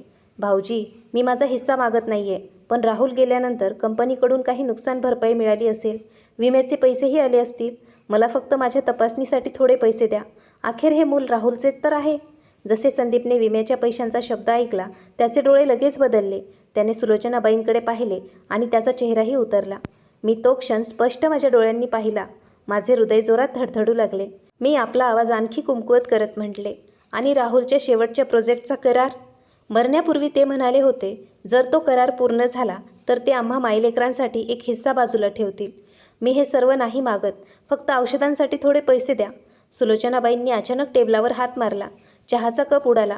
तुझी हिंमत कशी झाली त्याच्या पैशांचं नाव माझ्यासमोर घेण्याची? ते पैसे या घराचे आहेत. तो मेला तर त्याची प्रत्येक गोष्ट माझी आहे, त्याच्या भाऊ बहिणीची आहे. तू कोण लागून गेलीस ते पैसे मागणारी? खोली एका क्षणासाठी शांत झाली. मला माझ्या हृदयाचे ठोके ऐकू येत होते, पण मी माझा चेहरा झुकावून ठेवला. जणू मी खूप घाबरलेली आहे. त्यांचे बोलणे साफ साफ रेकॉर्ड होत होते. मी आपल्या आवाजाला आणखी थरथरत बनवले. पण मी त्यांची पत्नी आहे. माझ्या पोटात त्यांचं मूल आहे. काय राहुल गेल्यानंतर आम्हा मायलेकांचा कोणताही हक्क उरला नाही? संदीपने रागाने म्हटले. हक्क तुझा त्याच दिवशी संपला होता ज्या दिवशी तू कागदांवर सही केली होतीस. हे पोट दाखवून तू कोणाला मजबूर करू शकतेस असं तू समजू नकोस. तो माझ्या जवळ आला आणि धमकावणाऱ्या नजरेने माझ्याकडे पाहत म्हणाला, तुझ्यासाठी हेच बरं होईल की तू इथून निघून जावीस, यापूर्वी की मी कोणाला बोलून तुला बाहेर फेकून देईल. मी थोडी मागे सरकले, पण मी एका शेवटचा प्रश्न विचारण्याची हिंमत केली, जो विक्रमसिंग यांनी मला शिकवला होता. तर मग काय त्या दिवशीचा अपघातही त्या करारामुळे आणि विम्याच्या पैशामुळे झाला होता? हा प्रश्न विचारताच संदीपचा चेहरा बदलला. त्याचा हात जो खुर्चीवर ठेवला होता तो आवळला गेला. त्याच्या डोळ्याच्या कडा लाल झाल्या. त्याने टेबलावर जोरात हात मारला आणि ओरडला, काहीही बडबड करू नकोस. अपघात त्याच्या वाईट नशिबामुळे झाला होता. उतरता रस्ता होता, ट्रकचा ब्रेक फेल झाला होता. यात कोण काय करू शकते? मी डोके वर करून त्याच्याकडे पाहिले. त्याने इतक्या वेगाने आणि इतक्या पूर्ण माहितीसह उत्तर दिले होते की ते अधिकच भीतीदायक वाटत होते. मी फक्त एक संशय व्यक्त केला होता आणि त्याने रस्त्यावरील उतार आणि ट्रकचा ब्रेक फेल होण्याबद्दल सांगून दिले. जणू हे उत्तर आधीपासूनच तयार असावे. त्याची नजर माझ्यापासून चुकत होती. सुलोचनाबाईंनीही लगेच म्हटले, तू इथे काहीही बडबड करून आपल्या मृत पतीच्या आत्म्याला त्रास देऊ नकोस. इथून आत्ताच चालती हो. मी आपल्या पोटावर हात ठेवला आणि यावेळी मदतीसाठी नाही तर स्वतःला ताट उभं करण्यासाठी. त्यावेळी माझ्या मनात आता फक्त वेदना नव्हती, ती फक्त थंड तीक्ष्ण किंकाळी होती. मी समजले होते की मी त्यांच्या कुमकुवत नसेवर हात ठेवला आहे. जर ते खरोखर निष्पाप असते तर त्यांनी या प्रकारे प्रतिक्रिया दिली नसती. जर ते फक्त एक सामान्य अपघात असता तर तो एका एकट्या स्त्रीचा एका प्रश्नाने इतके घाबरले नसते. मी डोके झुकवले, अश्रू पुसण्याचे नाटक केले. मला समजले, मी इथून निघून जाते. तेव्हा स्नेहा म्हणाली, शहाणी असशील तर पुन्हा इथे येऊ नकोस. हे घर काही धर्मशाळा नाही आहे. मी काहीच उत्तर दिले नाही. मी वळले आणि दाराच्या दिशेने चालू लागले. माझे पाऊल हळू होते, पण माझे हृदय जोरात धडधडत होते. यावेळी भीतीमुळे नाही तर यासाठी की मी जाणत होते की मी आता अंधारात नाही आहे. मला त्यांच्या खोट्याच्या मुखवट्याला गेलेल्या पहिल्या तड्याचा आवाज ऐकू आला होता. गल्लीच्या कोपऱ्यावर पोहोचताच विक्रमसिंग यांची गाडी माझी वाट पाहत होती. जशी मी आत बसले, शेजारच्या माणसाने लगेच रेकॉर्डिंग बटन काढले आणि फाईल चेक केली. काही सेकंदानंतर सुलोचनाबाईंचा आवाज गाडीत गुंजला. ते पैसे या घराचे आहेत. तो मेला तर त्याची प्रत्येक गोष्ट माझी आहे. मी माझे डोळे बंद केले. माझे अश्रू वाहू लागले, पण ते माझे ओठ मात्र थरथरत होते. यावेळी कमजोरीने नाही तर हा तो क्षण होता जेव्हा मला समजले, न्याय मिळाला जरी उशीर होतो, पण आज त्याने आपला पहिला आवाज तर उठवला होता. त्या दुपारी देशमुख घराण्याच्या घरातून मिळालेली रेकॉर्डिंग ऐकल्यानंतर विक्रमसिंग यांनी जास्त काही म्हटले नाही. ते फक्त काही वेळ खिडकीपाशी उभे राहिले. त्यांच्या हातात एक न पेटवलेली सिगरेट होती आणि त्यांचे डोळे अंगणाकडे पाहत होते. जणू ते पुढचे पाऊल काय असावे याचाच विचार करत असावेत. मी खुर्चीवर बसले होते. मी हातांनी घट्ट आपले पोट धरून. माझ्या हृदयात एक विचित्र शांतता आणि अस्वस्थता होती. सुलोचनाबाईच्या एका बोलण्याने हे तर सिद्ध केले होते की त्या राहुलच्या मालमत्तेला स्वतःची समजतात. सर्व काही उलटवून टाकण्यासाठी फक्त इतकेच पुरेसे नव्हते. मी समजले होते की आपल्या पतीसाठी न्याय मागण्यासाठी मी फक्त अश्रू किंवा रागावर अवलंबून राहू शकत नाही. थोड्या वेळानंतर विक्रमसिंग यांनी फोन उचलला आणि कोणाला तरी कॉल केला. त्यांचा आवाज खूप थोडक्यात होता. आलोकजी, मी एका व्यक्तीला तुमच्याकडे आत्ता घेऊन येत आहे. राहुल देशमुखचं प्रकरण आहे. दुसऱ्या बाजूला काही सेकंद शांतता राहिली. मग मी खंबीर पुरुषाचा एक आवाज ऐकला. तर अखेर तो दिवस आलाच. फक्त एका वाक्याने माझ्या पाठीच्या कण्यातून एक थंड लहर गेली. म्हणजे विक्रमसिंग यांच्याशिवाय आणखी कोणीतरी होते. ते माझ्या पतीबद्दल असे काहीतरी जाणत होते जे मी कधीच ऐकलेले नव्हते.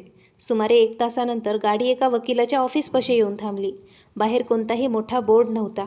फक्त एक छोटीशी पाटी होती. वकील आलोक वर्मा यांचे कार्यालय. जागा खूप आलिशान नव्हती, पण अत्यंत स्वच्छ आणि व्यवस्थित होती. भिंतीवर काही जुनी सन्मानपत्र लागलेली होती आणि पुस्तकांच्या कपाटात फाईल्स ओळीने ठेवलेल्या होत्या. एका 50 वर्षाच्या सरासरीच्या माणसाने आमचे स्वागत केले. त्यांचे केस पांढरे होत आले होते. चेहरा गंभीर होता, पण त्यांच्या डोळ्यात माझ्यासाठी एक सहानुभूती दिसत होती. मिस्टर वर्मा यांनी मला बसण्यास सांगितले. एक ग्लास कोमट पाणी दिले आणि मग खूप वेळ माझ्या गळ्यातील चेनकडेच पाहत राहिले. मग त्यांनी विचारले, तुम्ही राहुल देशमुख यांच्या पत्नी आहात? मी डोके हलवले. माझा आवाज दाटून आला, हो, मी त्यांची पत्नी आहे. त्यांनी एक दीर्घ श्वास घेतला. आपला हात समोर ठेवलेल्या एका फाईलवर ठेवला. राहुल मला 3 वेळा भेटायला आला होता. शेवटच्या वेळी त्याने सांगितले होते की जर एखाद्या दिवशी त्याला काही झाले तर मला ही गोष्ट त्याच्या पत्नीला किंवा त्याच्या होणाऱ्या बाळाला सोपवायची आहे. हे ऐकून असे वाटले जणू कोणी माझे हृदय मुठीत आवळले आहे. राहुल एका वकिलाला भेटायला गेले होते. त्यांनी आधीपासूनच असे काहीतरी तयार करून ठेवले होते ज्याबद्दल मी अजिबात जाणत नव्हते. मी थरथरत्या आवाजात विचारले, त्यांनी मला का नाही सांगितले? मिस्टर वर्मा यांनी माझ्याकडे पाहिले. त्यांचा आवाज गंभीर झाला. कदाचित त्याला तुला घाबरवायचे नव्हते किंवा कदाचित त्याला स्वतःलाही खात्री नव्हती की तो कोणत्या गोष्टीचा सामना करत आहे. ते उठले आणि त्यांनी आपल्या टेबलच्या मागे असलेली एक छोटी लोखंडी तिजोरी उघडली.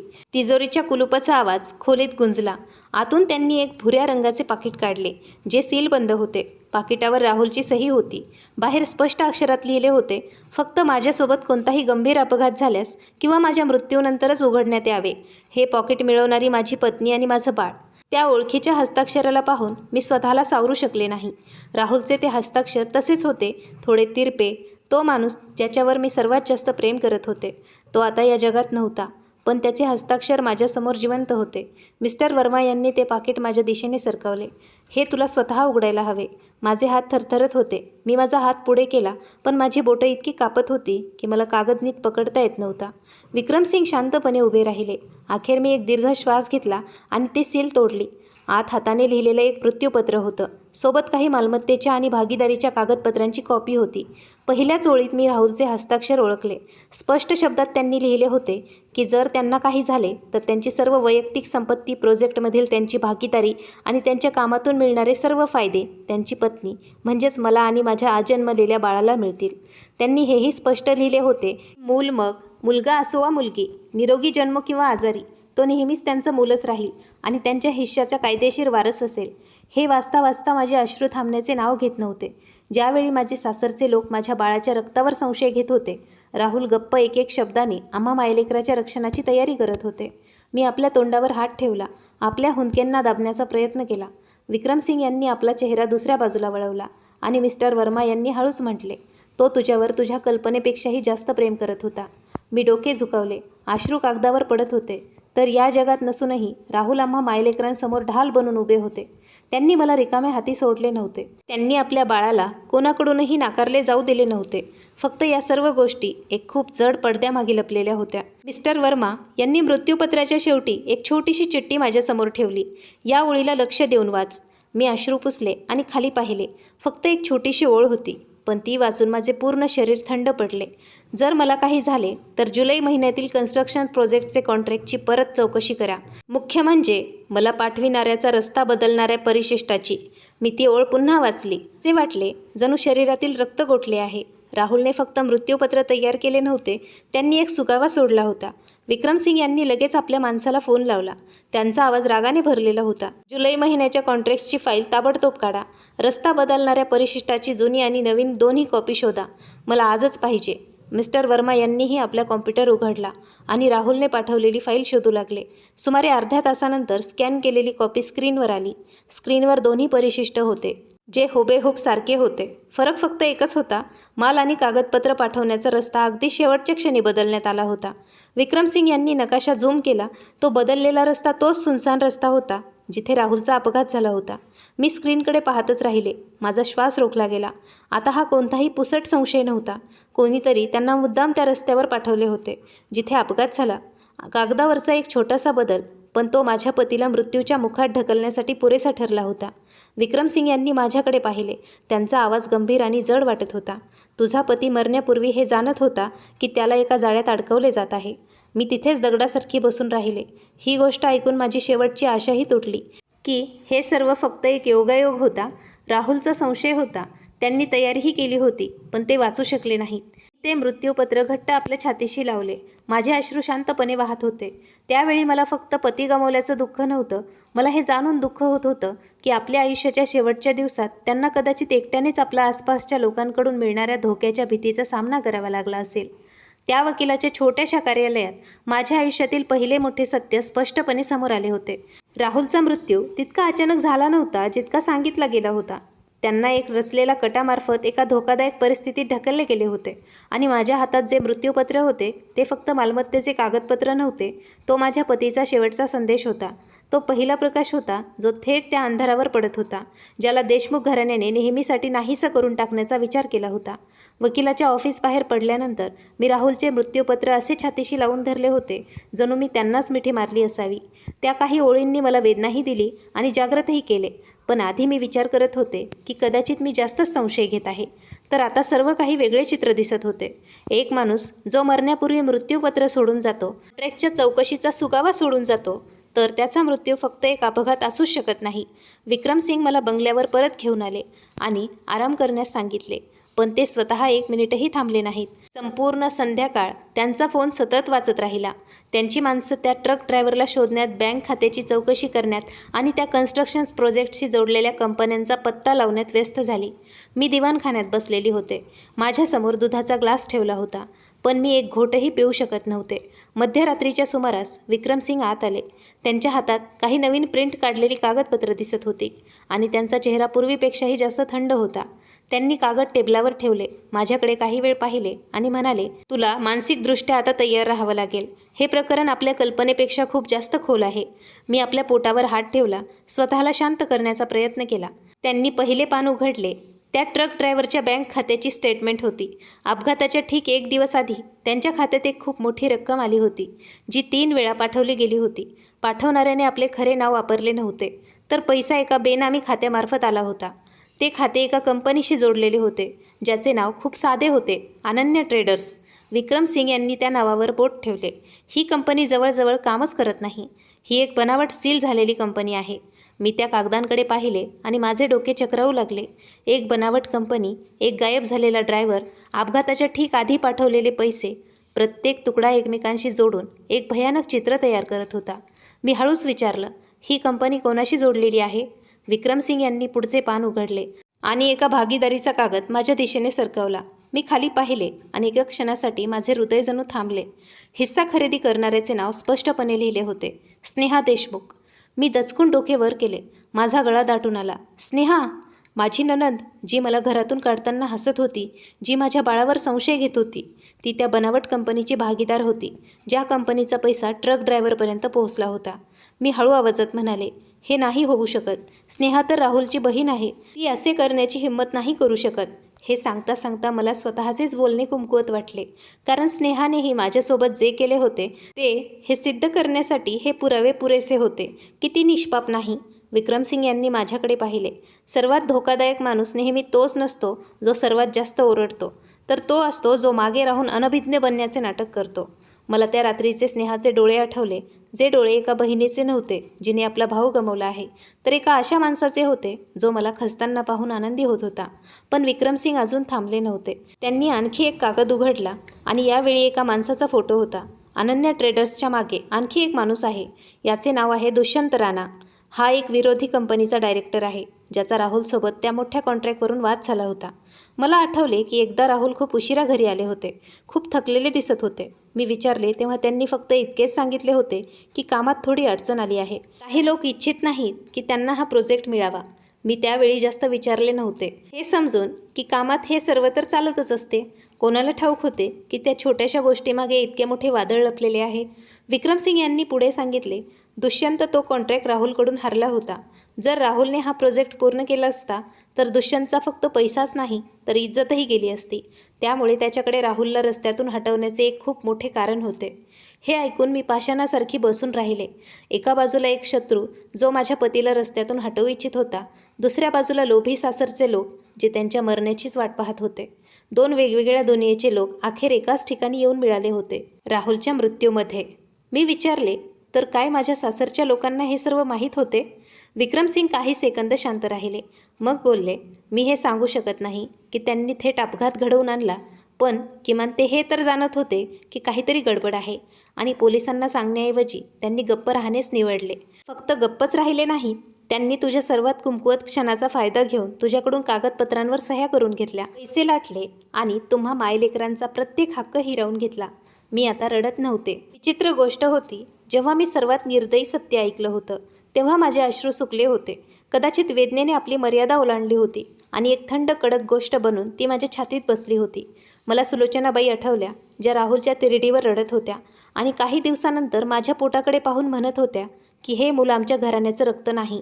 मला संदीप आठवला, जो मला चोर म्हणत होता. मला स्नेहा आठवली, जी मला घरातून बाहेर काढताना हसत होती. आता ते माझ्या पतीचे नातेवाईक नव्हते, ते लोक होते ज्यांनी आपल्या फायद्यासाठी त्यांच्या मृत्यूवर पाय ठेवून पुढे पाऊल टाकले होते. विक्रमसिंग यांनी फाईल बंद केली. राहुलचा अपघात हा अनेक पदर असलेला एक कट होता. शत्रूने त्याला प्रोजेक्टवरून हटवण्यासाठी हल्ला केला.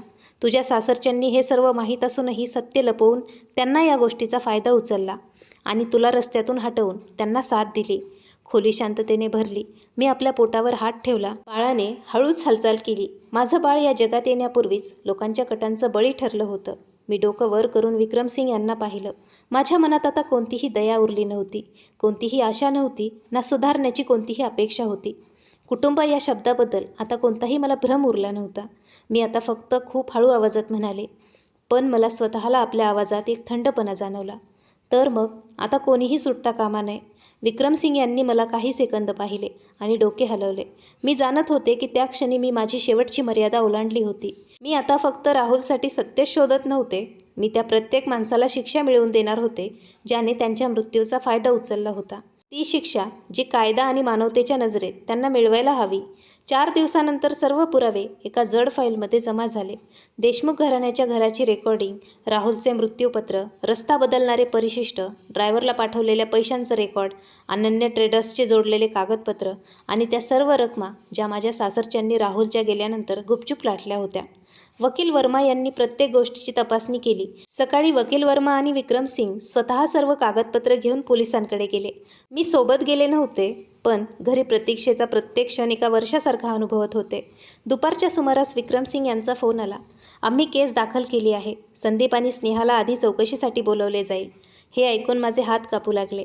त्या संध्याकाळी संदीप आणि स्नेहाला पोलीस ठाण्यात बोलवण्यात आले.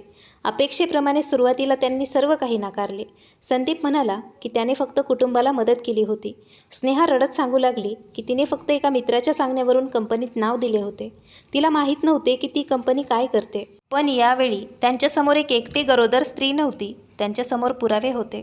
जेव्हा अनन्य ट्रेडर्समधील तिच्या भागीदारीचा कागद दाखवला गेला तेव्हा स्नेहाचा चेहरा पांढरा पडला. जेव्हा ड्रायव्हरला पाठवलेल्या पैशांचा रेकॉर्ड समोर ठेवला गेला तेव्हा तिचे ओठ कापू लागले आणि जेव्हा रस्ता बदलणारा कॉन्ट्रॅक्ट दाखवला गेला तेव्हा ती खरोखरच ढसाढसा रडली. स्नेहाने कबूल केले की तिला रस्ता बदलण्याबद्दल माहीत होते. ती म्हणाली की तिला वाटले दुष्यंत फक्त राहुलला त्रास देऊ इच्छितो, जेणेकरून तो प्रोजेक्ट हरेल. तिला माहीत नव्हते की ही गोष्ट जीव घेण्यापर्यंत पोहोचेल. ती रडत म्हणाली, मला तर फक्त एवढेच हवे होते की दादांनी तो प्रोजेक्ट गमवावा. ते नेहमी वहिनीचीच बाजू घ्यायचे, त्यांच्यासाठी वेगळे पैसे ठेवणार होते. मला काय माहीत होते की ते लोक असे करून टाकतील. वकिलामार्फत जेव्हा मी हा जबाब ऐकला तेव्हा माझे शरीर थंड पडले. तिच्या एका शब्दाने मला काय माहीत होते, या शब्दाने राहुल परत येऊ शकत नव्हते. सुलोचनाबाईंना तेव्हा बोलावले गेले जेव्हा त्यांच्या स्वतःच्या मुलीने सर्व काही कबूल केले होते. खुर्चीवर खचून बसल्या. त्यांच्या चेहऱ्याचा रंगच उडाला. ती स्त्री जी कधी मला लोभी म्हणत होती, आज अधिकाऱ्यांसमोर थरथर ती कापत होती. हे नाही होऊ शकत.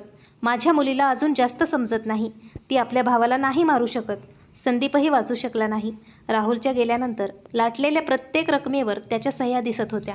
बनावट सह्या, बेकायदेशीर मार्गाने घेतलेले पैसे आणि मला धमकावल्याची रेकॉर्डिंग. दुष्यंत राणा, जो या संपूर्ण कटाच्या मागे होता, त्यालाही अटक करण्यात आली. जेव्हा ट्रक ड्रायव्हर पकडला गेला तेव्हा त्याने कबूल केले की त्याला राहुलला घाबरवण्यासाठीच आणि त्याचे कागदपत्र खराब करण्यासाठीच पैसे दिले गेले होते, जेणेकरून तो कॉन्ट्रॅक्ट हरेल. तो म्हणाला की त्याला माहीत नव्हते की या टकरीने कोणाचा जीव जाईल. मला हे ऐकून एक कडू हसू आले. लोक नेहमी माहीत नव्हते तेव्हाच म्हणतात जेव्हा सर्व काही घडून गेलेलं असतं. मला समोरासमोर चौकशीसाठी बोलवण्यात आलं. घरातून काढल्यानंतर पहिल्यांदाच मी सुलोचनाबाई, संदीप आणि स्नेहाला एकाच खोलीत भेटले. यावेळी मी घाबरलेली नव्हते. मी एक गडद रंगाचा लॉंग पीस घातला होता. गळ्यात राहुलने दिलेली चैन होती. सुलोचनाबाई मला पाहताच रडून पडल्या. त्या माझ्या दिशेने धावल्या, पण त्यांना रोखण्यात आले. त्या रडतच मला म्हणाल्या, माझ्याकडून चूक झाली, मला माफ कर. बाळाच्या खातर आम्हाला माफ कर. अखेर तेही तर देशमुख घराण्याचंच रक्त आहे ना. मी त्यांच्याकडे पाहिले. माझे हृदय आता आधीसारखे दुखावत नव्हते. मी थेट त्यांच्या डोळ्यात पाहिले आणि हळूहळू म्हणाले, ज्या दिवशी तुम्ही मला पावसात घराबाहेर हाकलले होते, काय तेव्हा तुम्ही माफ कर या शब्दाबद्दल विचार केला होता? ज्या दिवशी तुम्ही माझ्या बाळावर संशय घेतला होता, काय तुम्हाला आठवण होती की तो तुमचाच नातू आहे? ज्या दिवशी तुम्ही राहुलचे पैसे लाटले आणि मला माझी शेवटची निशाणी गहाण ठेवायला भाग पाडले, काय तेव्हा तुम्हाला आपल्या चुकीची जाणीव झाली होती? सुलोचनाबाई रडत राहिल्या. त्यांच्याकडे कोणतेही उत्तर नव्हते. मी संदीप आणि स्नेहाकडे पाहिले. ते विचार करत होते की माझ्याकडे काहीच नाही तर ते मला चिरडून टाकतील. पण अखेर त्यांनी खाली खेचणारी गोष्ट विक्रमसिंग यांची ताकद किंवा माझा द्वेष नव्हता. तो त्यांचा स्वतःचा लोभ होता. मी फक्त एक गोष्ट म्हणाले, ज्याने जे केले आहे त्याला त्याचे फळ भोगावेच लागेल. हे बोलून मी त्या खोलीबाहेर पडले. माझ्या पाठीमागे सुलोचनाबाई अजूनही रडत होत्या. पण यावेळी त्यांचा तो आवाज माझ्या मुलाच्या नशिबाचा निर्णय करत नव्हता. बाहेर येऊन मी आकाशाकडे पाहिले.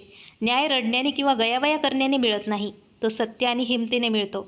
आणि मी जाणत होते की राहुल जिथे कुठे असतील, अखेर हे पाहून शांत झाले असतील की त्यांच्या मृत्यूचा फायदा उचलणाऱ्यांना शिक्षा मिळायला सुरुवात झाली आहे. पुढच्या काही महिन्यात सर्व काही आपल्या योग्य ठिकाणी आले. संदीपला फसवणूक आणि धमकावण्याच्या गुन्ह्यात शिक्षा झाली. स्नेहा ही आपल्या कर्माच्या शिक्षेतून वाचू शकली नाही. सुलोचनाबाईंना जरी थेटपणे शिक्षा झाली नाही तरी आपल्या मुलाच्या मृत्यूबाहेर त्यांच्या लोभाने आणि निर्दयीपणाने त्यांच्या आयुष्यातील सर्व प्रतिष्ठा हिरावून घेतली. मला त्यांना पडताना पाहून आनंद झाला नाही. प्रामाणिकपणे सांगायचे तर नाही झाला. पण मग मला ती पावसाची रात्र आठवली. मला आठवले की कसे त्यांनी माझ्या बाळाला स्वतःचे मानण्यास नकार दिला होता. मला समजले होते की चूक करणाऱ्याला शिक्षा मिळायलाच हवी. राहुलच्या मृत्यूपत्रामुळे आणि वकील वर्मा यांच्या मदतीमुळे मला ती सर्व मालमत्ता परत मिळाली, जी कायदेशीररित्या माझी आणि माझ्या बाळाचीच होती. आणि मग एका सकाळी माझा मुलगा या जगात आला, जो खूप गोंडस होता. जेव्हा नर्सने त्याला माझ्या छातीवर ठेवले तेव्हा मी खूप रडले. हे हताशपणाचे अश्रू नव्हते, ते एका आईचे अश्रू होते, जी अखेर एका खूप लांब आणि कठीण प्रवास पार करून आई झाली होती. मी त्याचे नाव अजिंक्य ठेवले, या आशेने की त्याचे आयुष्य त्याच्या आईपेक्षा जास्त शांत आणि सुखद असावे. विक्रमसिंग आम्हाला भेटायला आले. त्यांनी खूप वेळ अजिंक्यला पाहिले आणि हळू आवाजात म्हणाले, याचे कपाळ अगदी राहुलसारखे दिसत आहे. हे ऐकून माझे डोळे भरून आले. कदाचित त्यांच्यासाठी आमची मदत करणे फक्त एक कर्ज फेडणे नव्हते, तर आपल्या तारुण्यातील त्या मित्राला जिवंत ठेवण्याचा एक मार्ग होता. ठीक झाल्यानंतर मी एक निर्णय घेतला.